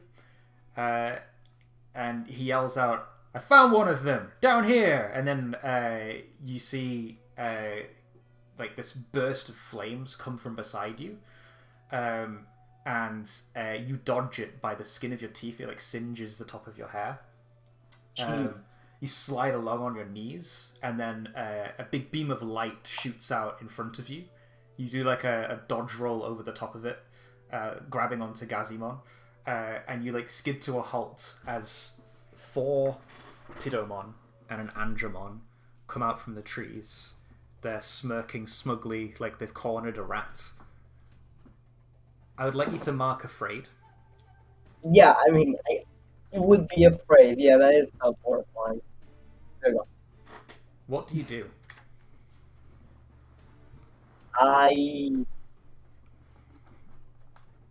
That's a good question. So I can't really run from them. We've seen that. I don't think I can convince them. I don't think they're very talkable. I can maybe. Oh shit. So they've cornered me, and is Gazimo like right next to me, or is he somewhere else? Yeah, Gazimon's right next to you. So he's also cornered. That's shit. I think Pablo would just say like, "What do you want? I'll give you what you need. Just please don't murder me and my cat, whatever this is." Me and my cat. Okay. Cat. What is Wow. cat, man? I think he's a dog, right? Goblin. I think he's a dog. He's the same species as Gaomon, so it probably. Technically, yes. Somehow. Yeah, he's technically somehow a dog. I think he's more We're like a hyena, completely- though. I think he's more of a weasel, to be honest. Yeah. He's a mammal. That's as much as we know. He's like a mixture between like a hyena and a weasel. It's a A weird animal. But yeah, I think that doesn't go down well. He's like, oh well, that's a shame because, well, his Andromon steps forward and his fist lights up orange. He like points his staff towards you and is like, I'm afraid our orders from above state that we cannot let you continue in this world, corrupting Digimon, upsetting the balance and the order of the digital world. But I will permit you final words. So, Digidestined. He like taps your Digivice with his staff. Any last words? Just follow orders. I mean, my last words, man. You're a pussy. I didn't hear that because of the muffly microphone. No, Yeah. that's the... This microphone sucks ass. I'm so sorry. I need to put anyone. If anybody has technical difficulties on their bingo card, mark it off now. I think he said something like "you're a pussy." Yes, that's basically follow orders. Yeah, that's that word. That's why I wanna die. So you called him a pussy. Okay, cool. Yeah. Follow orders. Oh, geez, what Jesus the Christ! I don't have another option, to be fair. Who put on the screamer? I'd rather go with the good one. Cool. So you're not going to have Gazimon Digivolve or anything like that. You're just going to take this like a man. Yes. Yeah, I'm gonna call them. They follow orders and shit. Yeah. Cool. He flicks your Digivice off of you with his staff. It skids to a halt and lands in a muddy puddle nearby. And I think Gazimon steps in front of you. He's like, hey, you take your staff off of him. He's done nothing wrong. He's here to save the world, not hurt it. You and your silly order can go away and pick on someone your own size. He says, and he like lifts up his two claws into like a fist pose. And they laugh at him. They burst out laughing at this small, tiny weasel trying to fight them. And they say, what are you going to do, little weasel? You gonna scratch us? He says, and he like smacks him across the face with his staff. And Gazimon falls to his knees and growls in anger. He's like, Okay. Pablo, what are you doing? You can't let these guys bully us. Oh shit. So Pablo. Oh Jesus Christ. Pablo, does he have his Digivice nearby, or did they like throw that away?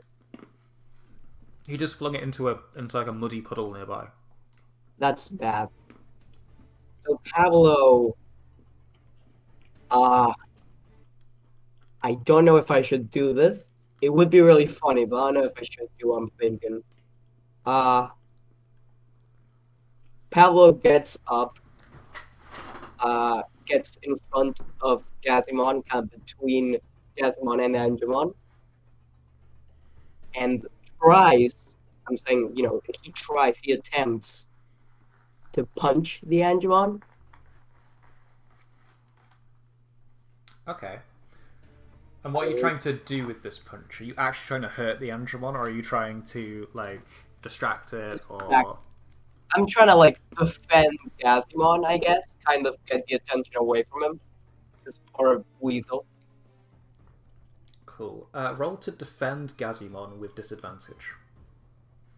What stat is that? So that's 3d6, take the 2 lowest, and add on your Savior. Yeah, but what roll is defend? Savior. Alright, what is that roll? Unless you're Okay, I have +3, that's good. But are you angry? No, not angry, insecure. No, he's afraid. I'm afraid you don't have a minus then. Oh shit, that's bad. You also get a +1 because you have influence over Gazimon, just so you're aware. Yeah, that doesn't type save me though. Oh shit, you're a good crit fail. Yeah. Oof. Yeah, you punch Andromon in the shin, and it does nothing. It actually hurts your hand more than it hurts him, probably. Just say he's hard. I think what happens next is when the Pidomon see you punch Andromon, they swarm you, and one of them grabs you in like a full Nelson behind your head. Oh shit! Oh fuck! Lifts you up into the air. Another one, like punches you in the gut, and we see you cough up some blood. GG. And then another one lights a flame on his finger, and starts bringing it very, very close to your face. I'd like you to take a powerful blow, Pablo. Yeah, that's understandable. That's 2d6 +1 then. I don't know, I think you can tank this, really. Pablo's getting bullied. Oh, he got a 10. Oh no! Oh boy! Oh no! Also, I see the Angelmen have been taking lessons from Lucima Fall Down now with their Paradise Lost or whatever the fuck. Next, they're gonna split the entire planet in half. A Paradise Lost is a significantly more hilarious move, okay? Yeah, I mean, yeah, this makes too much sense to be Paradise Lost. So, on a 10+, you can either remove yourself from the situation by fleeing, passing out, etc., lose control of yourself or your Digimon in a terrible way, so that'd be like some kind of dark Digivolution. Or choose 2 options from the 7 to 9 list, which would be lashing out verbally, giving ground, or struggling past the pain. I will lose control of my Digimon in a terrible way. Do I, like, narrate how I lose control, or do you want to do that? Yeah, totally. If you have an idea of how you lose control, feel free. Just fix your microphone before you start saying it, because it's going a bit muffly again. Or turn into something aquatic to be on point. Yeah, okay. Can you hear me? Not very well. That's bad. Basically, give me a second. I can change. I can like unplug and plug again to see if it works better.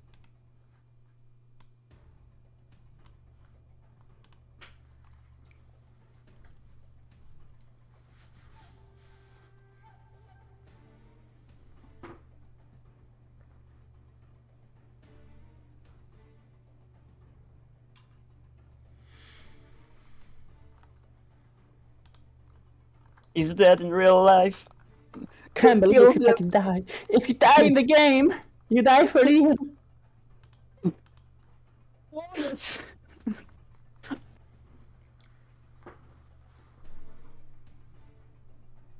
If you lose the duel, you lose your soul. Alrighty, can you hear me? Yes, I can. We can. Okay, so I imagine sort of as the punches and all the blows are coming in, we see like some sort of energy building up into the device. Probably not blue, more like purple or pink. And as that like fire from the finger gets real close, we see like the energy from the device sort of like implode and send this almost like lightning of this energy at Gazimon, which I assume envelops him in a very round body, and as it's sort of forming, we see a Tyrannomon silhouette transform into this almost plush or like doll or whatever, and that's sort of just clothing. It's like Tyrannomon, of course, and we see it like grow like this. Let me check his attacks real quick, actually. So I didn't quite hear what it turned into. So it turned into a Tyrannomon silhouette and ended what? Sorry.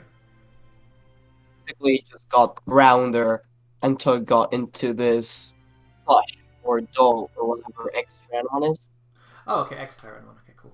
And then we see from this sort of like floating plush, you see a dark pink or purple energy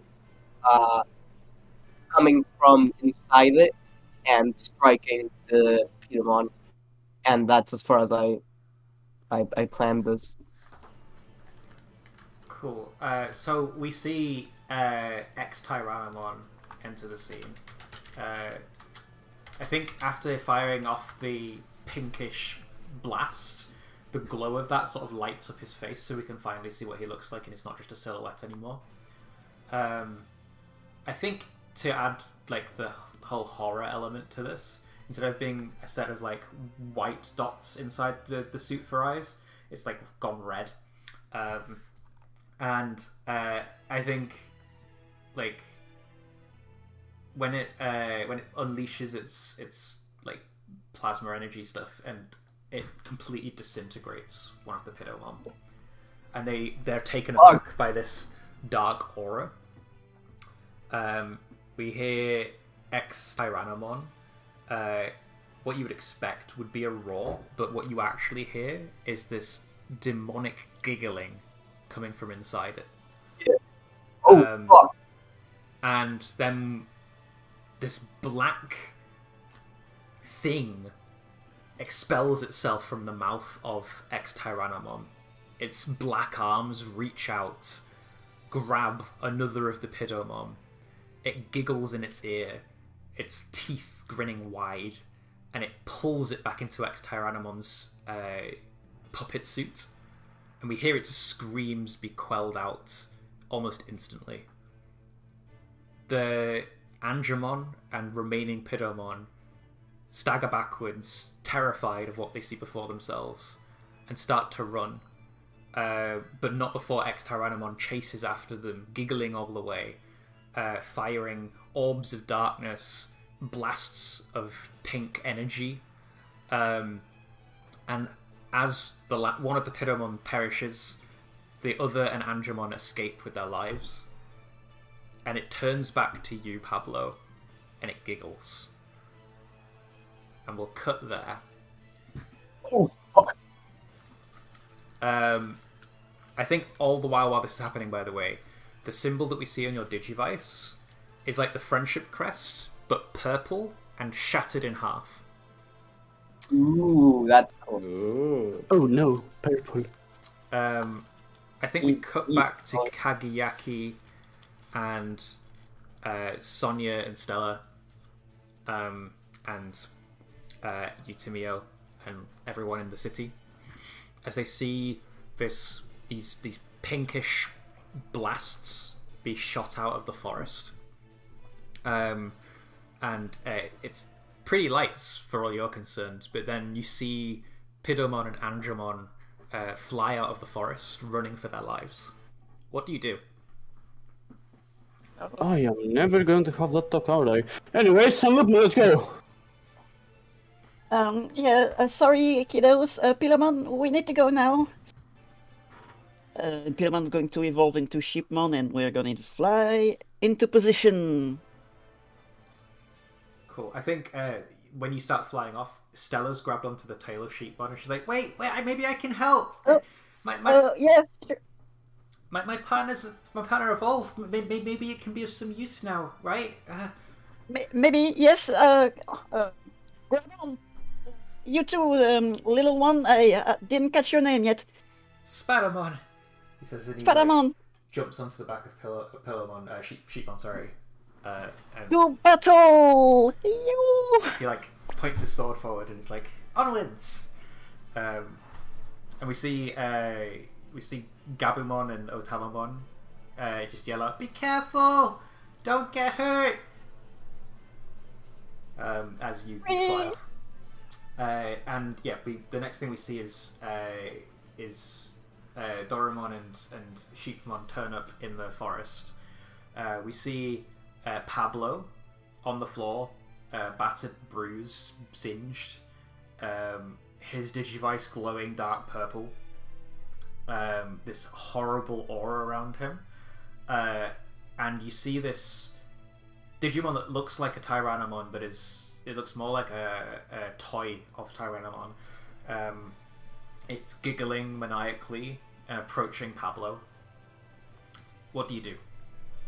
I go to teleport and grab him.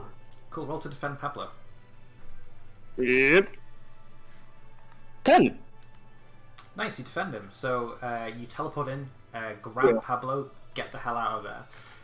Just as this dark hand reaches out and tries to grab him.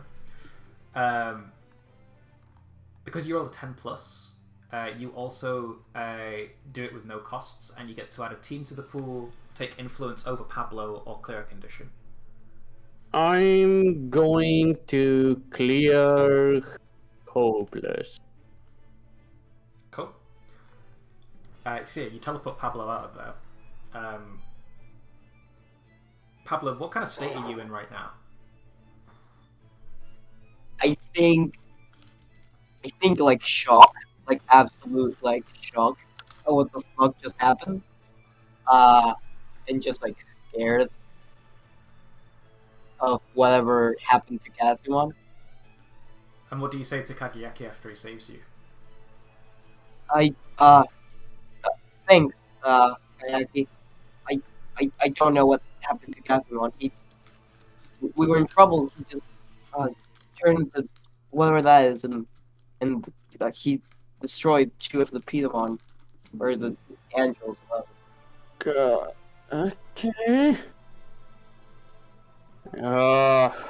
Great. I sign my Digivice on the Exteranomon.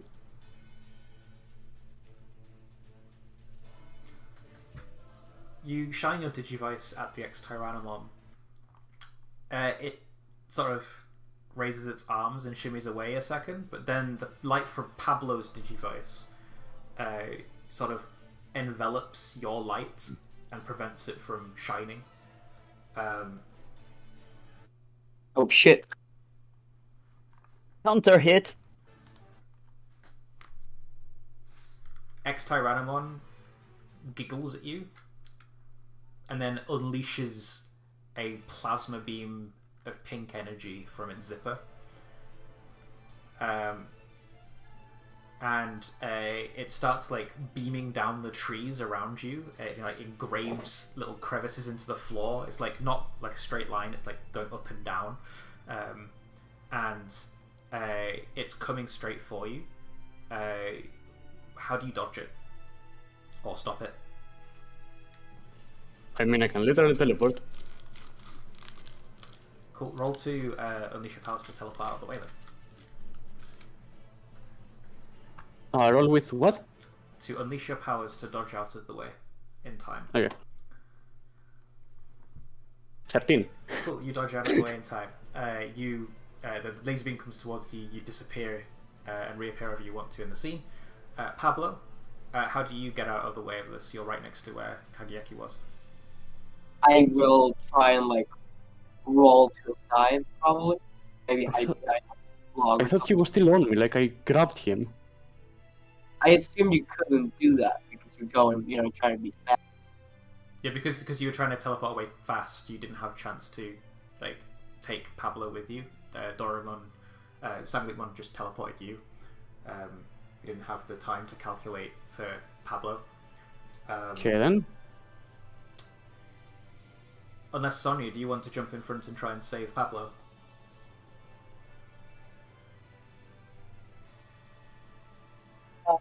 Try and shoot guards on Pablo to the wool guards to push him out of the way of the beam.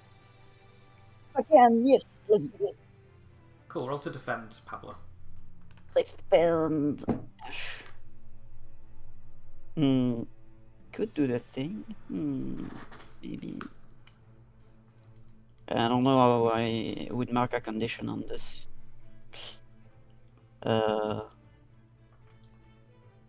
Sure. Let's probably see.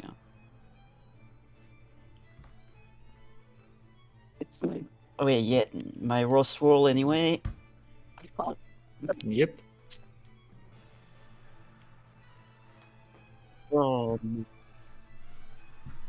Sort of.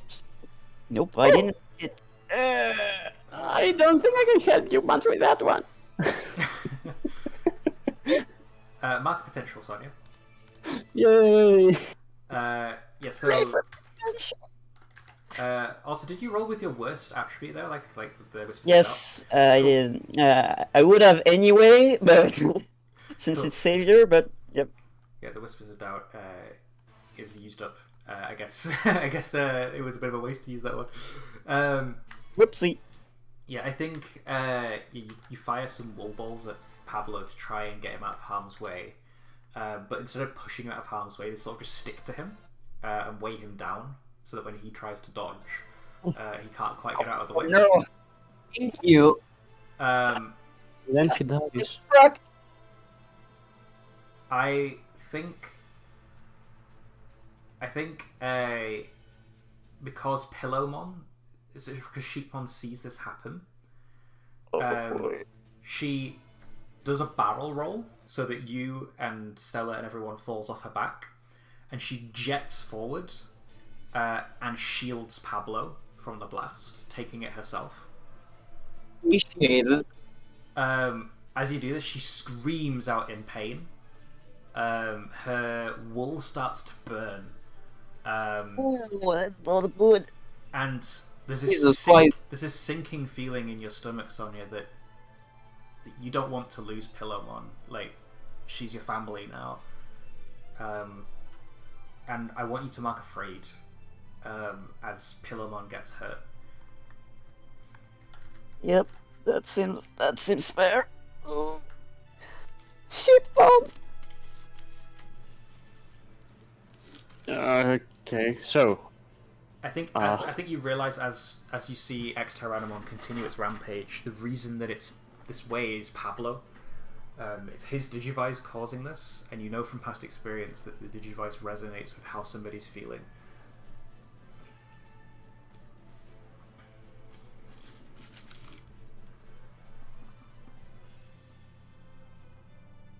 Silence. yeah, I don't think he was talking to me, so I was talking to all of you.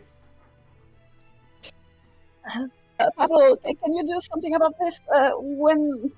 When I lost control, I had to focus and calm myself down, and probably you might need to do something.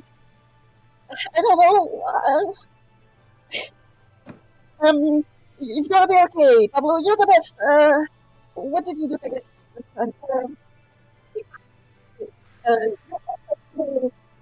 Man, you're big. You're not fat.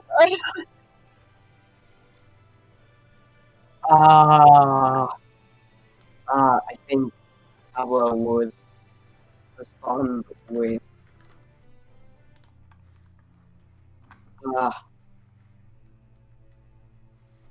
one question. Do you have my Digivice with you? Or is that still somewhere? Your Digivice is now with you. I assume you've picked it up off the floor as you got like pushed away by the Pidomon and whatnot. Alright, I think Pablo would just look at Sonia without answering and then, yeah, phasing Extranon and just like shout like, Gazimon, what are you doing? You're hurting Sheepmon and Pokemon and everyone around you.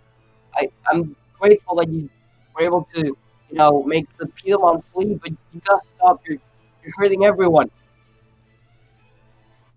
He turns his head towards you, and the Tyrannosaurus head sort of cracks as it like turns to one side to make itself look confused. And he says, "But we're gonna be the strongest, Pablo. Yeah. And we don't need anyone else to do it," he says, and he like blasts another beam out, and you like duck it. It's like, Wow. we don't need anybody's help. We can do it all by ourselves. In fact, I don't even need you anymore. I'm so strong. I think at this point we're going to cut away. We're going to return to Taisto. Jesus Hello. fucking Christ. To give you a chance to breathe. My child is awful. Taisto, the blip returns Yes. on your Digivice, and you can start tracking Wizardmon Indeed, again. it does.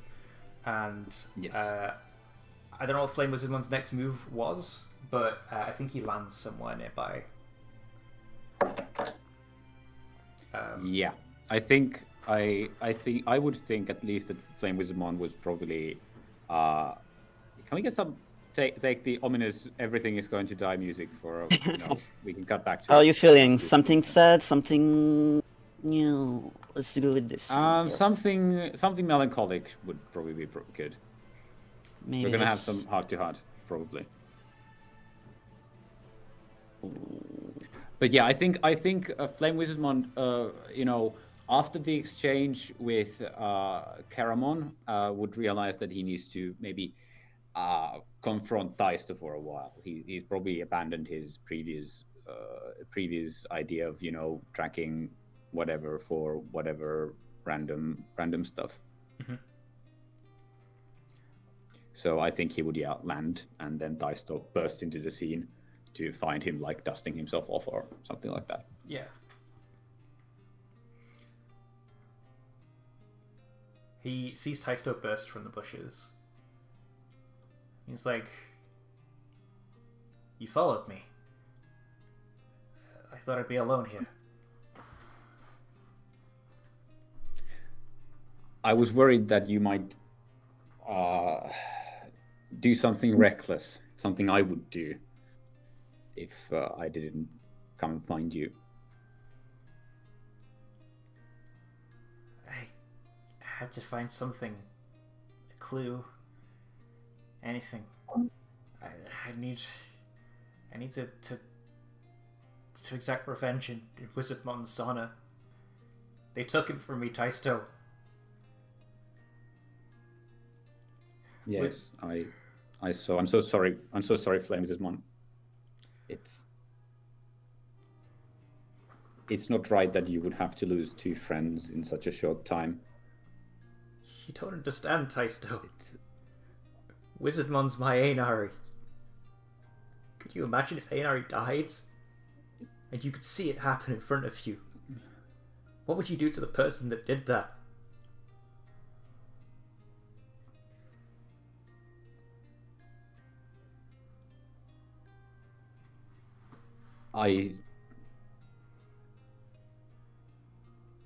I don't know. Truth be told, I don't know. But I know that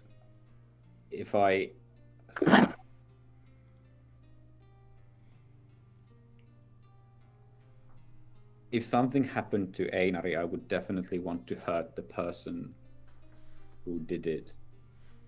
But On the other hand, I know that I don't want to hurt people. I don't want to hurt anyone, and I know that hurting someone would be wrong. And I hope that if something so bad would happen to Einari that I would want to hurt someone, I would hope that you would be there to stop me. Just as I'm now here to hopefully make sure that you don't do anything stupid or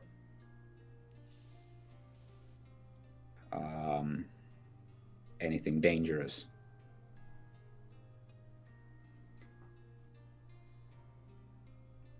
I feel so much rage, Taisto. So much anger and hatred. Is this what Sekamon saw me in the future doing?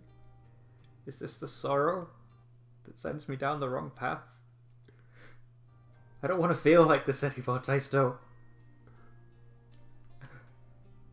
I've lost too much. I know. And gained so little.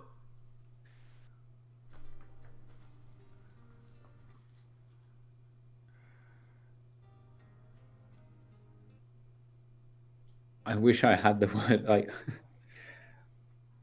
I wish I had the words to make your pain go away, but I don't. I can't even hope to understand the kind of pain that you must be going through. I still have Einari, and you don't. You've lost both Wizardmon and well. But I know that this kind of pain won't go away even if you try to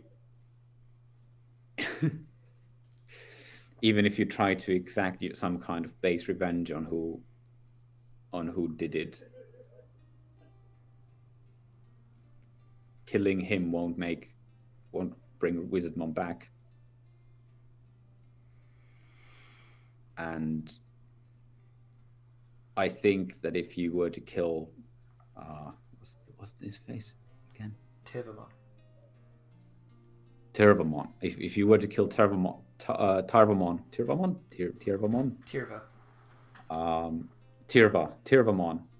If you were to kill Tirvamon, I think in a way you would be killing Wizardmon again. I don't think he would approve of you exacting revenge in such a manner. He would want us to make sure that Tirvamon doesn't hurt anyone again, but he would want us to make it so that Tirvamon will also not be hurt. Tirvamon is a partner to one of the Digidestined, and that means that there must be more hope for him other than a capital sentence. If you look at us, if you look at Pillowmon, if you look at Dorumon, if you look at Gazimon, Cutemon, if you look at yourself,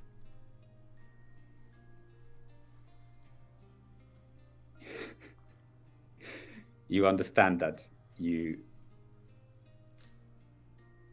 we can't kill Tirvamon. We've all made mistakes. I have made mistakes. You've made mistakes. But those can't be the end of the road. You understand?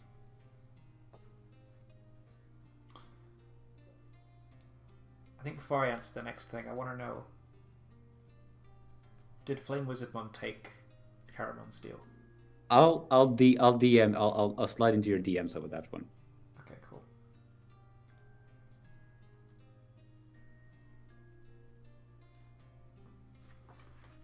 Let's have a look. Cool. And yes, it is very distracting looking over you guys commenting on my heartfelt speech in real time. I hardly like look at the chat when I speak, just in case someone's talking about me. Yeah. I think Flame Wizardmon crouches beside you. He says, Taisto, I don't know how you do it. They took your best friend, and while you did go off the rails for some time, you found your way back. Hope I can do that someday. He like holds the pendant out in front of him and it's like, hopefully I can reunite with Wizardmon. Hopefully he's the same person he was before. Well, before he was brutally murdered.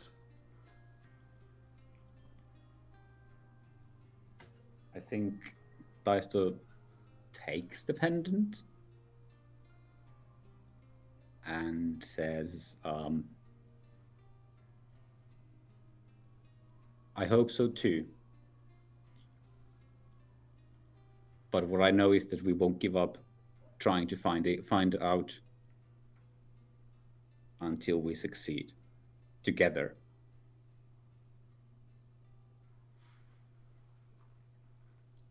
Speaking of together, Taisto. Now,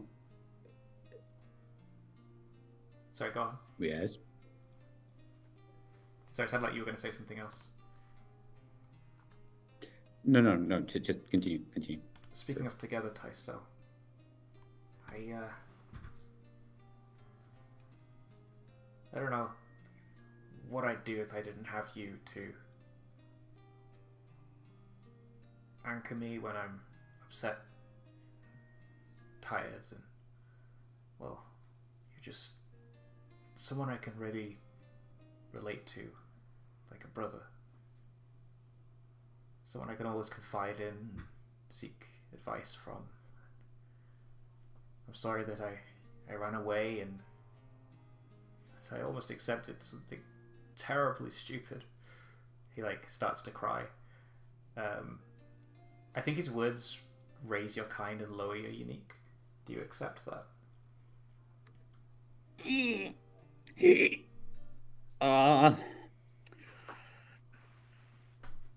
Fine, I'll take it, sure.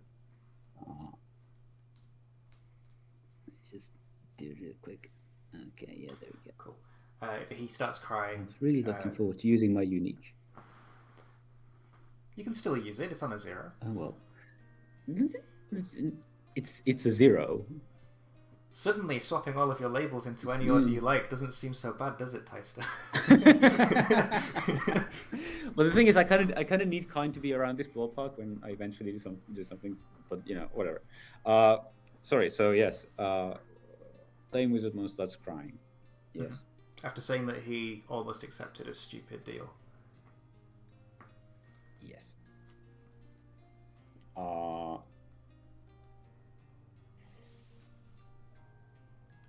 I really need to practice my bedside manners. I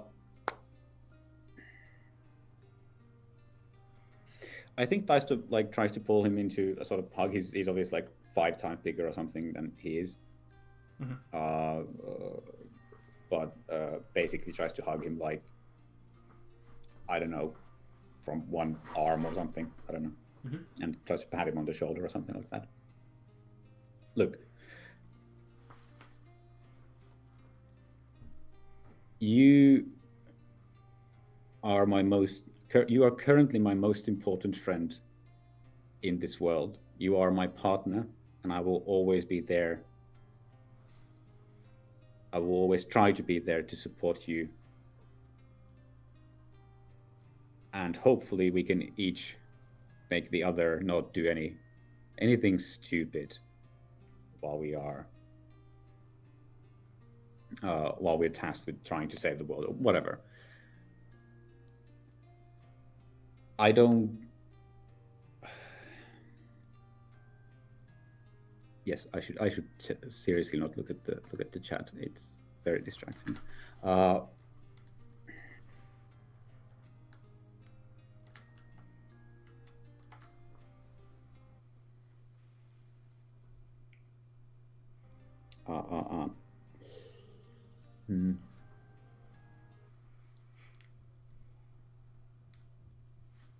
Right.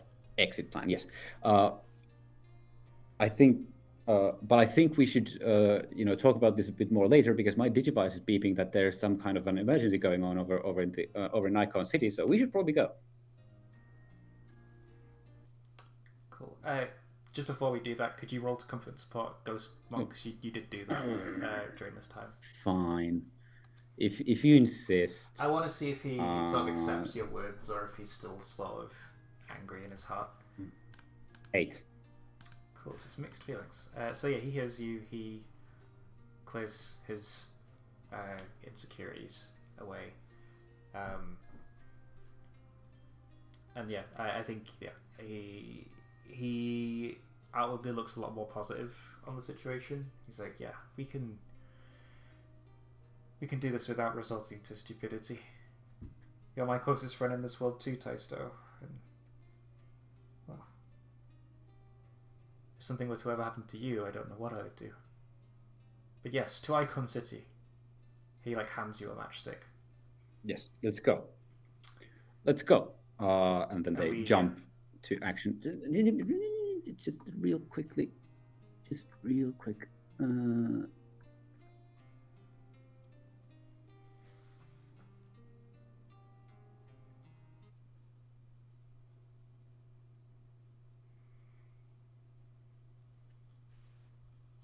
Fred, please. There we go. Yes. They jump onto the matchsticks and fly towards the Icon City. Yes. Cool. I think that's all. I think Fred's just died. Yeah. We the next thing we see is Pablo ducking for cover as the blasts of fire shoot out. We see Sheepmon badly injured. Burn scars down her back, fluff melting off of her.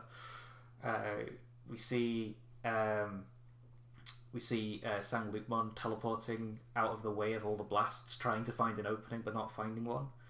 And then we see in the sky Taisto and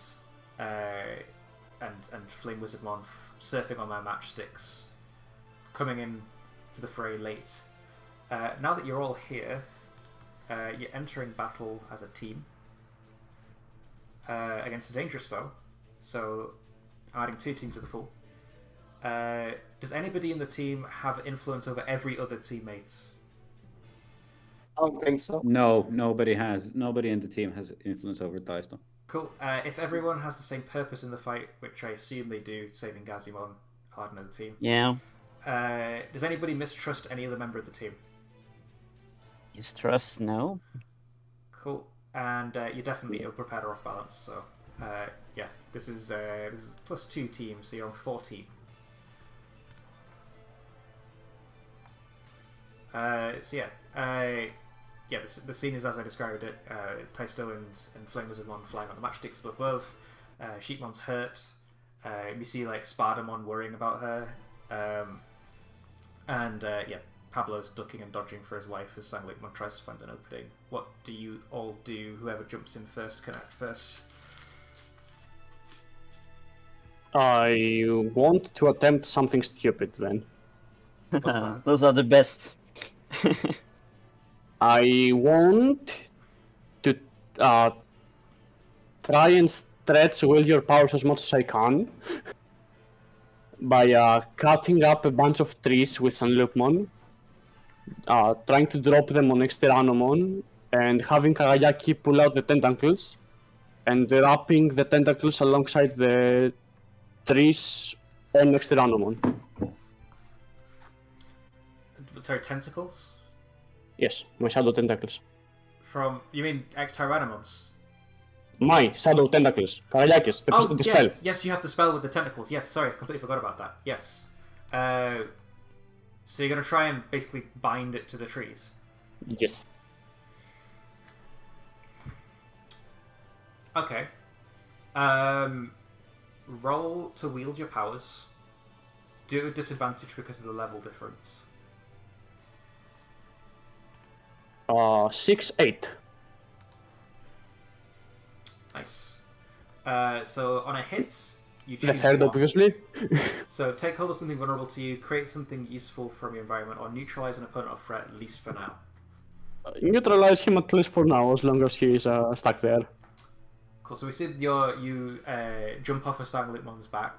Sanglitmon teleports around, slashing at trees, making them fall, forcing X-Tyranon's attention to go to the falling trees so it can blast them and shred them up a little bit more.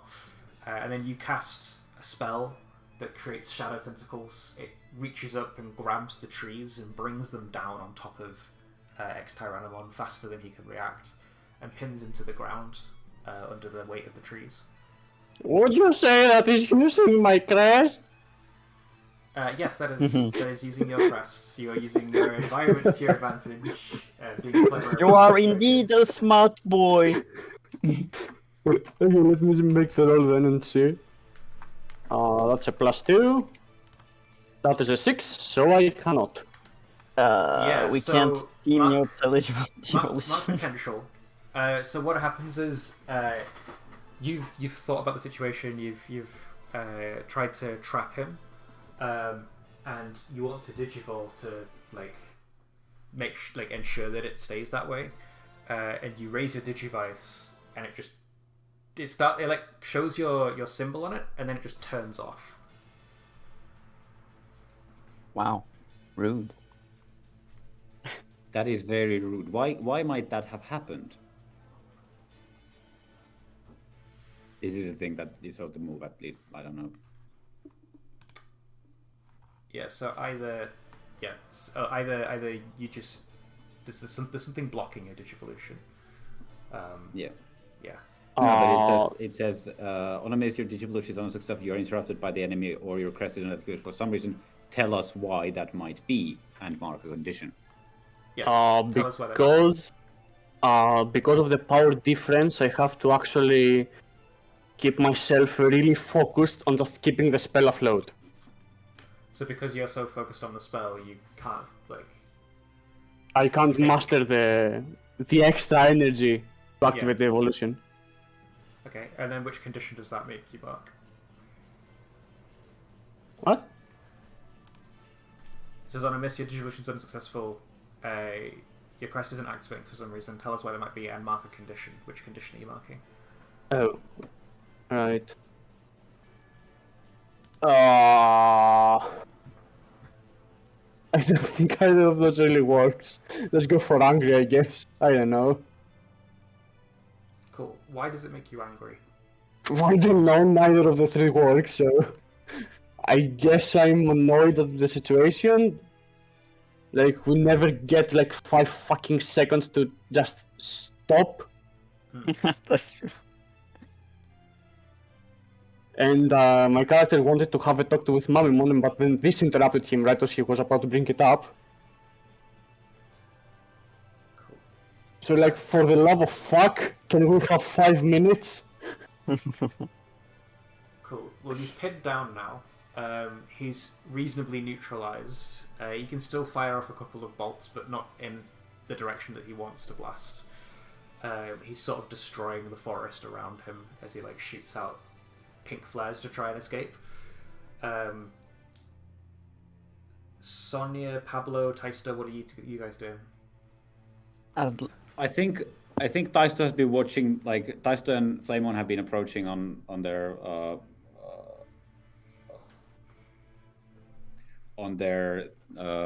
matchstick stuff, flying broom, surfboard, air flying things, and looking at Kagayaki heroically struggling to keep and heroically and successfully keeping X-Tyrannomon under control.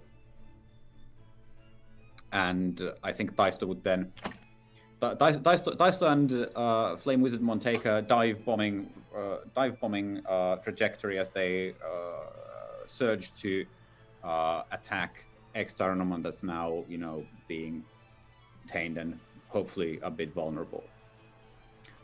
They're heading straight towards danger. Would this be courageous? I don't know. No. Okay. I'll leave it to everybody else. So, he's pinned down right now, so it's not really courageous to attack a pin. That's down. fine. That is absolutely fine. Then I just need to switch that to that. All right. Yes. Yeah. So the duo is dive bombing from the air, and Taisto hops off the matchstick staff to land in the superhero pose next to Kagayaki, and then this allows Flame Wizardmon to grab both of his weapons as he then spins in the air and tries to double strike X-Tyrannomon on the head, and the heads of the staffs like leave this blazing fiery trail behind them as they try to impact it with exploding force. Yes. Cool. Before I get you to roll, I want to ask Pablo something. Pablo, your partner is currently pinned down to the ground, unable to move, vulnerable, and you see Flame Wizardmon coming in with hot matchsticks to try and smack it. You know that the last time you saw a vulnerable opponent and Flame Wizardmon went to attack it, that vulnerable opponent died. What is Pablo's... But that's not fair. What is Pablo's reaction to seeing his partner almost being struck by Flame Wizardmon? What would he do in this situation? I feel like he would... Obviously, it's a tough situation, because, like, he is my weasel, but he is also, like, a murderer. But I think Pablo would get up and sort of run, at least try to get close to X-Tyrannomon to maybe, you know, not defend him, but, like, be there, I guess, because it's weird. So you're running towards X-Tyrannomon to be with him? To, like, make sure they don't murder him, yeah. How do you make sure that he doesn't murder him? Do you, like, yell out stop or something? We would never. I would yell like stop. And also, since I don't think they would fire a fireball if I'm in the way, because I'm a human, I think. So yeah, I'd like yell stop and then get in front. Cool. Could you roll a flat 2d6 to interfere with whatever Taisto is going to do next? Oh, okay. Let's see. 2d6. That is a 9. Cool. On a 9... no potential today. On a 9, Taisto takes a -1 to his next roll. Taisto, Nice. roll to unleash your powers to attack X-Tyrannomon with the -1 that Pablo just gave you. Pablo runs, stands on X-Tyrannomon's chest and says, "Stop!" Sorry. Just Stands on the belly. Isn't he? Really funny. Isn't he defending X-Tyrannomon from an immediate threat? Because there are rules for defending from PC threats. It did not seem like it would be that. I think he's more just interfering. He can't really defend X-Tyrannomon in like a successful way if.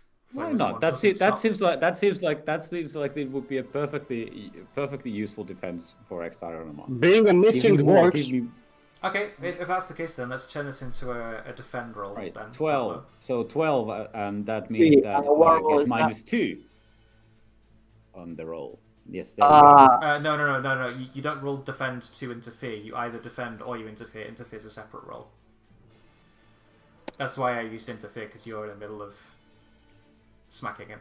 But Where is interfere? What is interfere? I haven't written it down, but basically you roll 2d6. If you get a 7 to 9, you take -1 off a PC's roll. If you get we have secret moves? If you get a 10+, you take a -2 off the PC's Secret roll. moves? It's basically one that doesn't come up very often, so I couldn't fit it on the page, so I took it off. But yeah, it's basically like, if you interfere with another PC's roll a flat 2d6. Damn. And then see how much you can screw them over, basically. Be a dick. My roll then. Okay. So which one are we doing? Is Pablo interfering with what Flame Wizardmon's doing, or is Pablo I feel like defending? he's interfering. Okay, so let's take -1 off of Taisto's Unleash Your Powers. Sure. Unleash my powers. Yes, Okay, because He's not. He's vulnerable. He's not able to fight back right now. Okay. Okay. Yes. Sure. Doesn't There make we it worse for go. you. I feel it does. And that's that. All right. And just checking real quick things. All right. And yes, sure. With disadvantage. Because he's pinned down, I'll give you normal advantage. Right. So my unique is 0, but because I have thick and thin skinned, it's +1, and due to the interference, it goes back to 0. Yes. No conditions. 11. Get dunked. Kill it anyways! Paris! Oh, the fine being! That's not the point. Paris, you threat to the distal world! No. Kill, yeah! Be gone! I love the +0. That's the best part. Okay, so the effect is not unstable. So you get to describe exactly how this goes down. Tell us what happens with Flame Wizardmon's attack. All right. So I was considering that this would make it so that it would kind of burn the costume from around X-Tyrannomon to expose the probably vulnerable, somehow symbolically vulnerable, whatever is inside. Just is that okay, or is it too powerful, or I don't know. I mean, it is a dark digivolution, and we do need to wrap this up soon. So I'll. All right. So in that case, yes. So power time. Yes, yes. It ended up killing. It's killed Hexablauman as well. So I don't know what we are on about. It's already over there. Oh, that is wrong.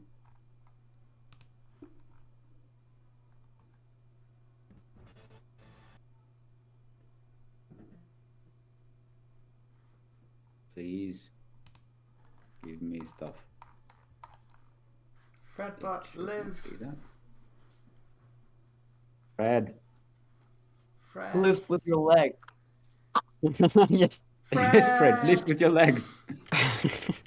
You can do it. I believe in you. All right. Anyway. So. Huh? Fred! Fred. Fred Please. is dead!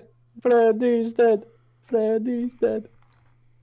Anyway, so Flame Wizardmon's matchstick staffs strike the stuffed head of X-Tyrannomon at the same time, and there's like this explosion of sparks as flames and fire and this kind of a wildfire scatters across X-Tyrannomon's entire costume, and it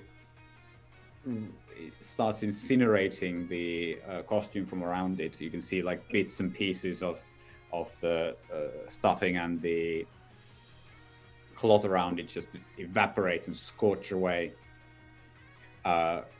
until there's only this kind of dark mass of... I don't know what the dark mass inside X-Tyrannomon looks like. It's probably quivering with fear or anger or being insane or doing something. It's not really... Yeah, I think it's up to me to describe what it looks like inside.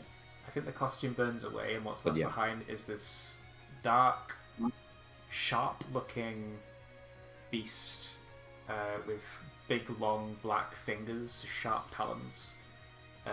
The rabbit ears, extended and bent over. Its head on one side. Its eyes thin and glow red. So its eyes not thin, sorry, its eyes dotted and glow red. And it's got this big white creepy mouth that giggles. But it's not giggling anymore. As the suit burns away, it drops to the floor and hides behind Pablo. And it says, "My strength! My strength! I need that! Please, give it back! Jeez. What do you do, Pablo? He's right behind you, hiding behind you, using you as a human shield. That's not very nice. I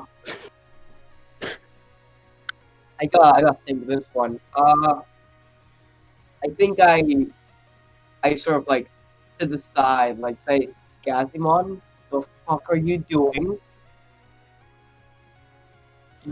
What just happened? The strongest, the powerful. I was the best. We don't need anyone, Pablo. We can fight this fight alone. We can take those angels. Where are they? And he like claws the sky. Fucking looks up in the You can sky. tell that he's disoriented. He's confused. He's full of this need to be the most powerful and to not need anyone else's help. How do you calm him down and make him see that he needs everybody else? Well, Considering you yourself are the sort of, friendship playbook who yeah, does everything alone but then needs his friends. yeah. Even though we I'm haven't a- really seen much of that yet. Fair enough, yeah. Usually you're just very friendly. That's true. I feel like I sort of like turn around, sort of like lower, like crawl on the floor basically, looking at Gazimon, and just say like, Gazimon, I know it, it was great that you were able to fend off those angels, but you can't do this alone. All the times that we were in trouble, the others helped us. We can't just leave them. I mean, I understand if you want to leave maybe me, because, I'm not the strongest tamer, but what have the others done to you, man? They've helped us every chance they've had, and you're just going to abandon them for power? That's not what a true partner would do. Gazimon. Can you roll to comfort and support Gazima? Figures, yeah. What role is that? Kind. And you get a +1 extra for being influential over him. That makes sense. Give me a sec. So you said that was kind, right? Yeah. Yes. That's a +3 then. Okay. A 10. Let's Dude. go. Cool. So on a 10 plus, they hear you. They get to clear their conditions and whatnot. But also, because you got a 10 plus, you can either clear a condition from yourself or add a team to the pool. I think clearing a condition think makes I'm sense gonna- here. I think I'm gonna clear F afraid. I feel like that makes sense. Yeah, because I feel like that's the thing that set off Gazimon. So now that you're no Yeah, longer for sure. afraid, I was very fucking terrified. Yeah. Yeah, and now that you're no longer afraid and you've sort of calmed him down, we see Gazimon form start to get smaller, and as he shrinks down, he balls his hand into a fist and places it gently against your chest, and he says, "Pablo, to me, you are the strongest tamer. You're not just strong physically, but you're kind, generous. You protect the weak. You're a true hero. That's what being strong's all about." And then the shadows dissipate, and he's Gazimon again. I'd like you to raise Superior and lower. You're kind and you save it. Sorry, you're and kind and you I save would- everyone, so you want him to roll superior. And I would like you to... Sorry, no, the other way around. Sorry. Raise kind, lower superior. That makes sense. Yeah. Yeah, sorry. Do you accept that? Yeah, I do. Cool. And Gazimon's back to normal. I think we'll probably close the session here because it's 10 past 10. or whatever That time it was is on pretty your good. That was a good session. And we'll come back to the aftermath of that in the next session. We'll do the end of session moves. So everybody mark potential if you'd like to. It's optional. Always. I'm a man, damn it. And Yeah. if you've grown closer to the others, tell us why. If you've grown into an image of yourself, tell us why. If you've grown away from the others, tell us why. And we'll start with Pablo because he was the last on the screen. Fair. I feel like. I mean. I feel like I've grown more into my own image of myself because of what Gazimon told me right there. Okay. So explain how you see yourself now and why, and then shift labels up and down to sort of symbolize that. Well, I'm not gonna be looking at my label with them. I feel like after that, Pablo probably had like a shift in like ideology that he wasn't, strong enough because he couldn't like murder everything. And he, that thing that Gasman told him makes him realize that he may have a weak stab 3, but like what matters sometimes more than strength is friendship, because that's the crest. You get it? Yeah, I get it. So what are you raising and what are you lowering? But that's a good question. I would, I'm not looking at my stats. I would probably say I would raise kind and lower superior. But that's what Gazimon already did, I'm pretty sure, isn't it? Yeah, he raised kind and lowered superior. I don't think you can raise kind anymore because it's at the max. So. That's not good. I feel like I've pigeonholed my character into 3 stats. I'm always changing. Yeah, like that's the thing. That's the only stat I can change I can think of. I feel like it would be either savior or kind, but savior is locked. So, that's not great. I mean, you could always do like raise unique, lower superior. So you see yourself as more able to open up to other people, taking their point of view, not just be by yourself. That's the symbolization That's of lower true, and like, superior. And then unique as you can bring your own qualities to the fight still because you are strong in and of yourself as well. That could be sort of That's a good one. That's a good one. Yeah, I'll do that. Plus 1 unique and minus 1 superior. Cool. We'll go to Kagayaki next.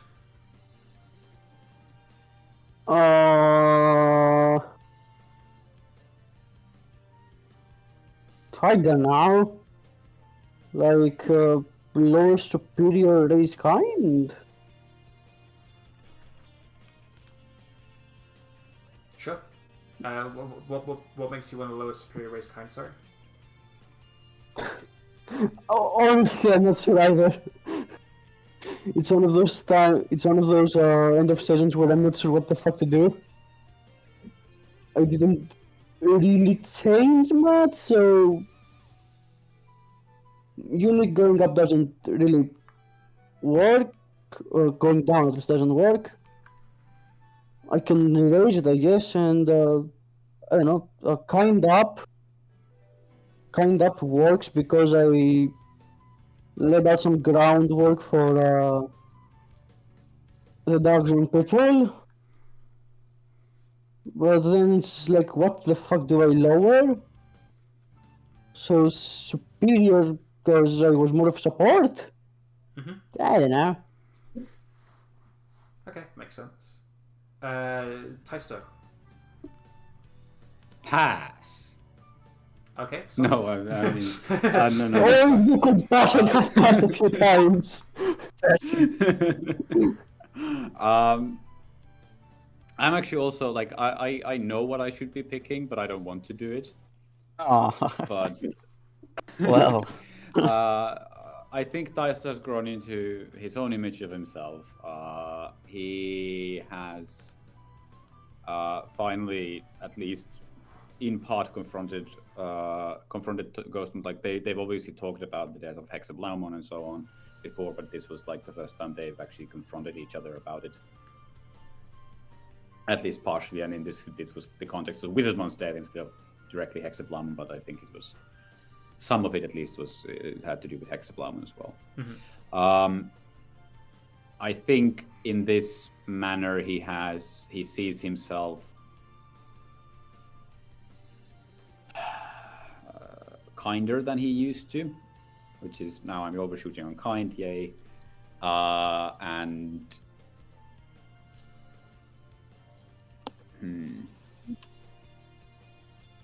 Would it lower unique or superior? I don't know. So, unique represents your like personal qualities that you can bring to the table, and also represents how different people see you from the others, and how much of sort of like an outcast you are. The higher you are, the more of an outcast you sort of see yourself as. Superior is more about being better. Yeah, it's going to lower unique. Yeah, that's it's going to lower unique. I think part of it he's been feeling very ostracized recently for some reason. For some reason. And for some reason, and I think part of this helps him feel a bit less ostracized, even though he hasn't dealt with you guys. He's been dealing with his problems with Ghostmon, but still feeling a little less ostracized. So lowering unique. There we go. Cool. Moving on. And finally, Sonia. Yes. Well. I interacted a lot with Stella and Eutimio, but they don't exist. So that means I have grown into my own image of myself, most likely. I'd probably raise superior since I have now realized once more that I have a lot of people to care about and to I have a responsibility to protect them and such, so I'm probably more superior. Mm-hmm. And, well, I could lower one of the others. Maybe savior, because I didn't do anything to help in the fight in the end. I mean, Pilomon, I disagree with that. Like, Pilomon literally saved Pablo's life by jumping in front of the fire. Yeah, man. I mean, Sonia herself didn't. Our plan didn't work that much, but maybe reckless then, because, well, she can't do anything too stupid, and she's already planning to, not planning, but been warned to be careful of Flewismon to that is going to was going to be a bit too reckless, and I need to keep the others in check, so I shouldn't be reckless myself. Okay. So yeah, lower reckless, superior plus. That makes sense to me. Any next time on the Digimon that you want to see from any of you? Maybe we can talk for like 5 more minutes before no. That's a no from me, dog. And less talking, I felt like there were too many words in this episode. Maybe next Okay, so my note is talk more, but also talk less. Yeah. Yeah. That would be perfect. Thank you. Sounds like I got it perfect this session. Yeah. We need more fighting. In fairness, I didn't plan for Pablo to lose control of himself, so you know. You just want for him to die. Fun to see how. Go. It was fun to see how a warped crest could sort of warp Gazimon's sense of like needing to be the best. I quite liked that. Cool. So I'll leave more space for character interactions and talking next session. Anything else anyone wants to see? If there's nothing else, that's totally fine. I don't think so. Cool. I don't really say much words, more fight. We could do like a silent episode, just fighting. Cool. We don't talk. Not sure. There's many things. Next time on Digimon Vortex. The next time on Digimon Vortex, the Digidestined have to make a difficult decision. Don't they always? That's never happened before. That's never So happened just another before. Tuesday.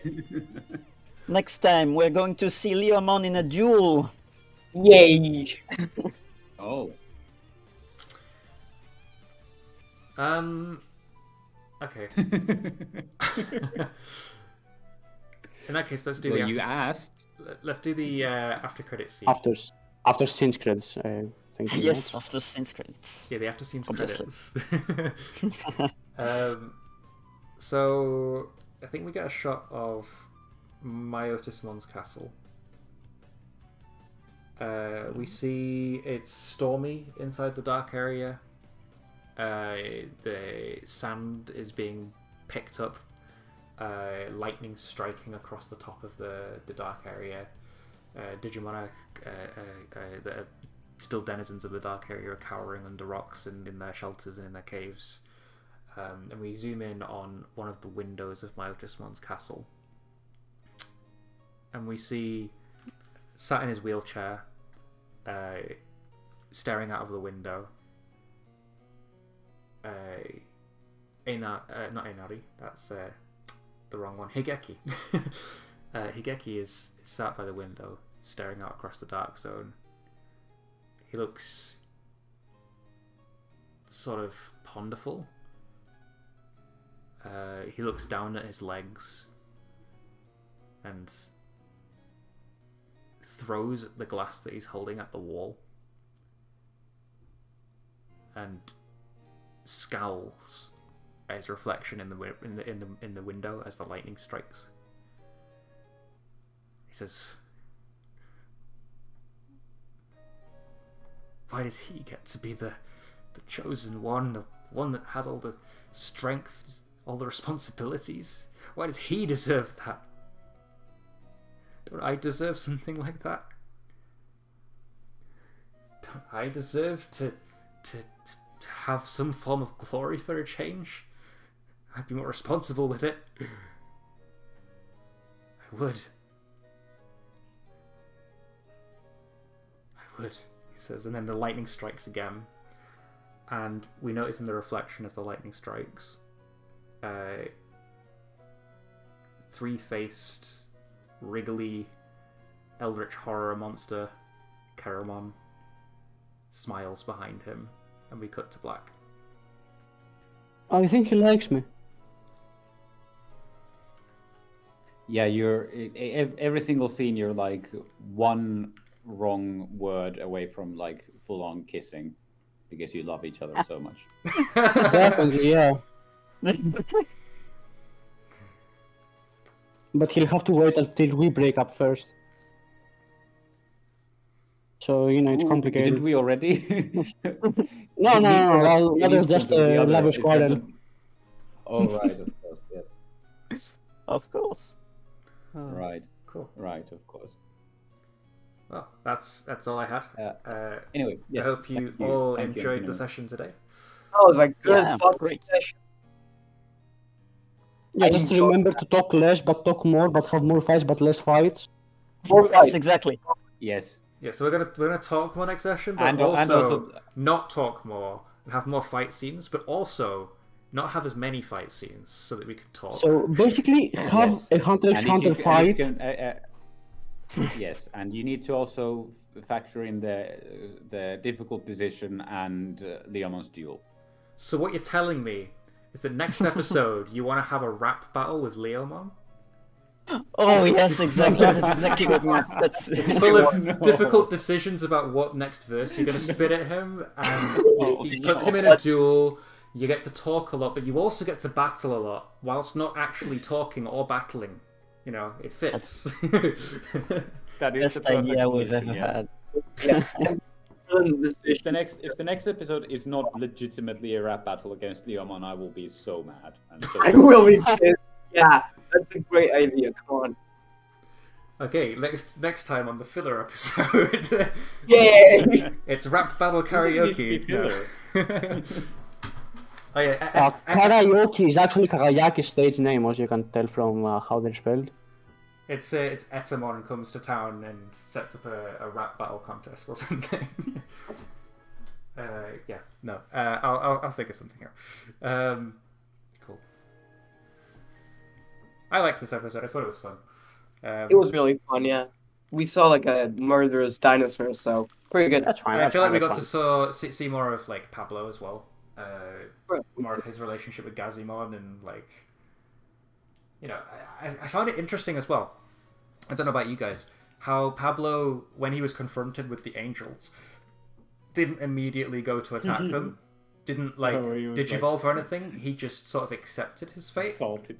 And I kind of He insulted them. He insulted them. You shall die. But yeah, I found that a really, really interesting way to use Pablo, because like instead of being like, I digivolved my Digimon and punched them, it was just like, you're a pussy, which is quite refreshing. It is refreshing. You don't see people getting called pussies in Digimon often. It should happen more. Yeah, I'm sorry. You probably just yelled out, you know, you're a Digiturn or something, something more kid friendly. Yeah. You're a Digi. Yeah. But yeah, yeah, I find it really interesting that your first instinct wasn't to fight, but was to provoke them more. Yeah. Which yeah, was it's interesting to see that Pablo would do that in that situation. He's not scared of just, you know, chatting shit to someone who's about to attack him. Yeah. Yeah. So yeah, that was fun. I gotta go now. See y'all. Cool. Yeah. See you later, Pablo. Ivo. Until next time. Yeah. Yeah. I've got to go as well because I've got a dog to put to bed. But yeah, I'll. Yeah, and I've got to do nothing while my friends hung out without me because I cancelled for this. So, okay. bye. Bye. Alright, bye. Yeah, I need to go as well. I have some cleaning up to do over at the clubhouse. Alright, bye. Cool. And Timmy, answer me. Ah. Yeah, we haven't decided yet. This is the answer. Oh no! I need the information. My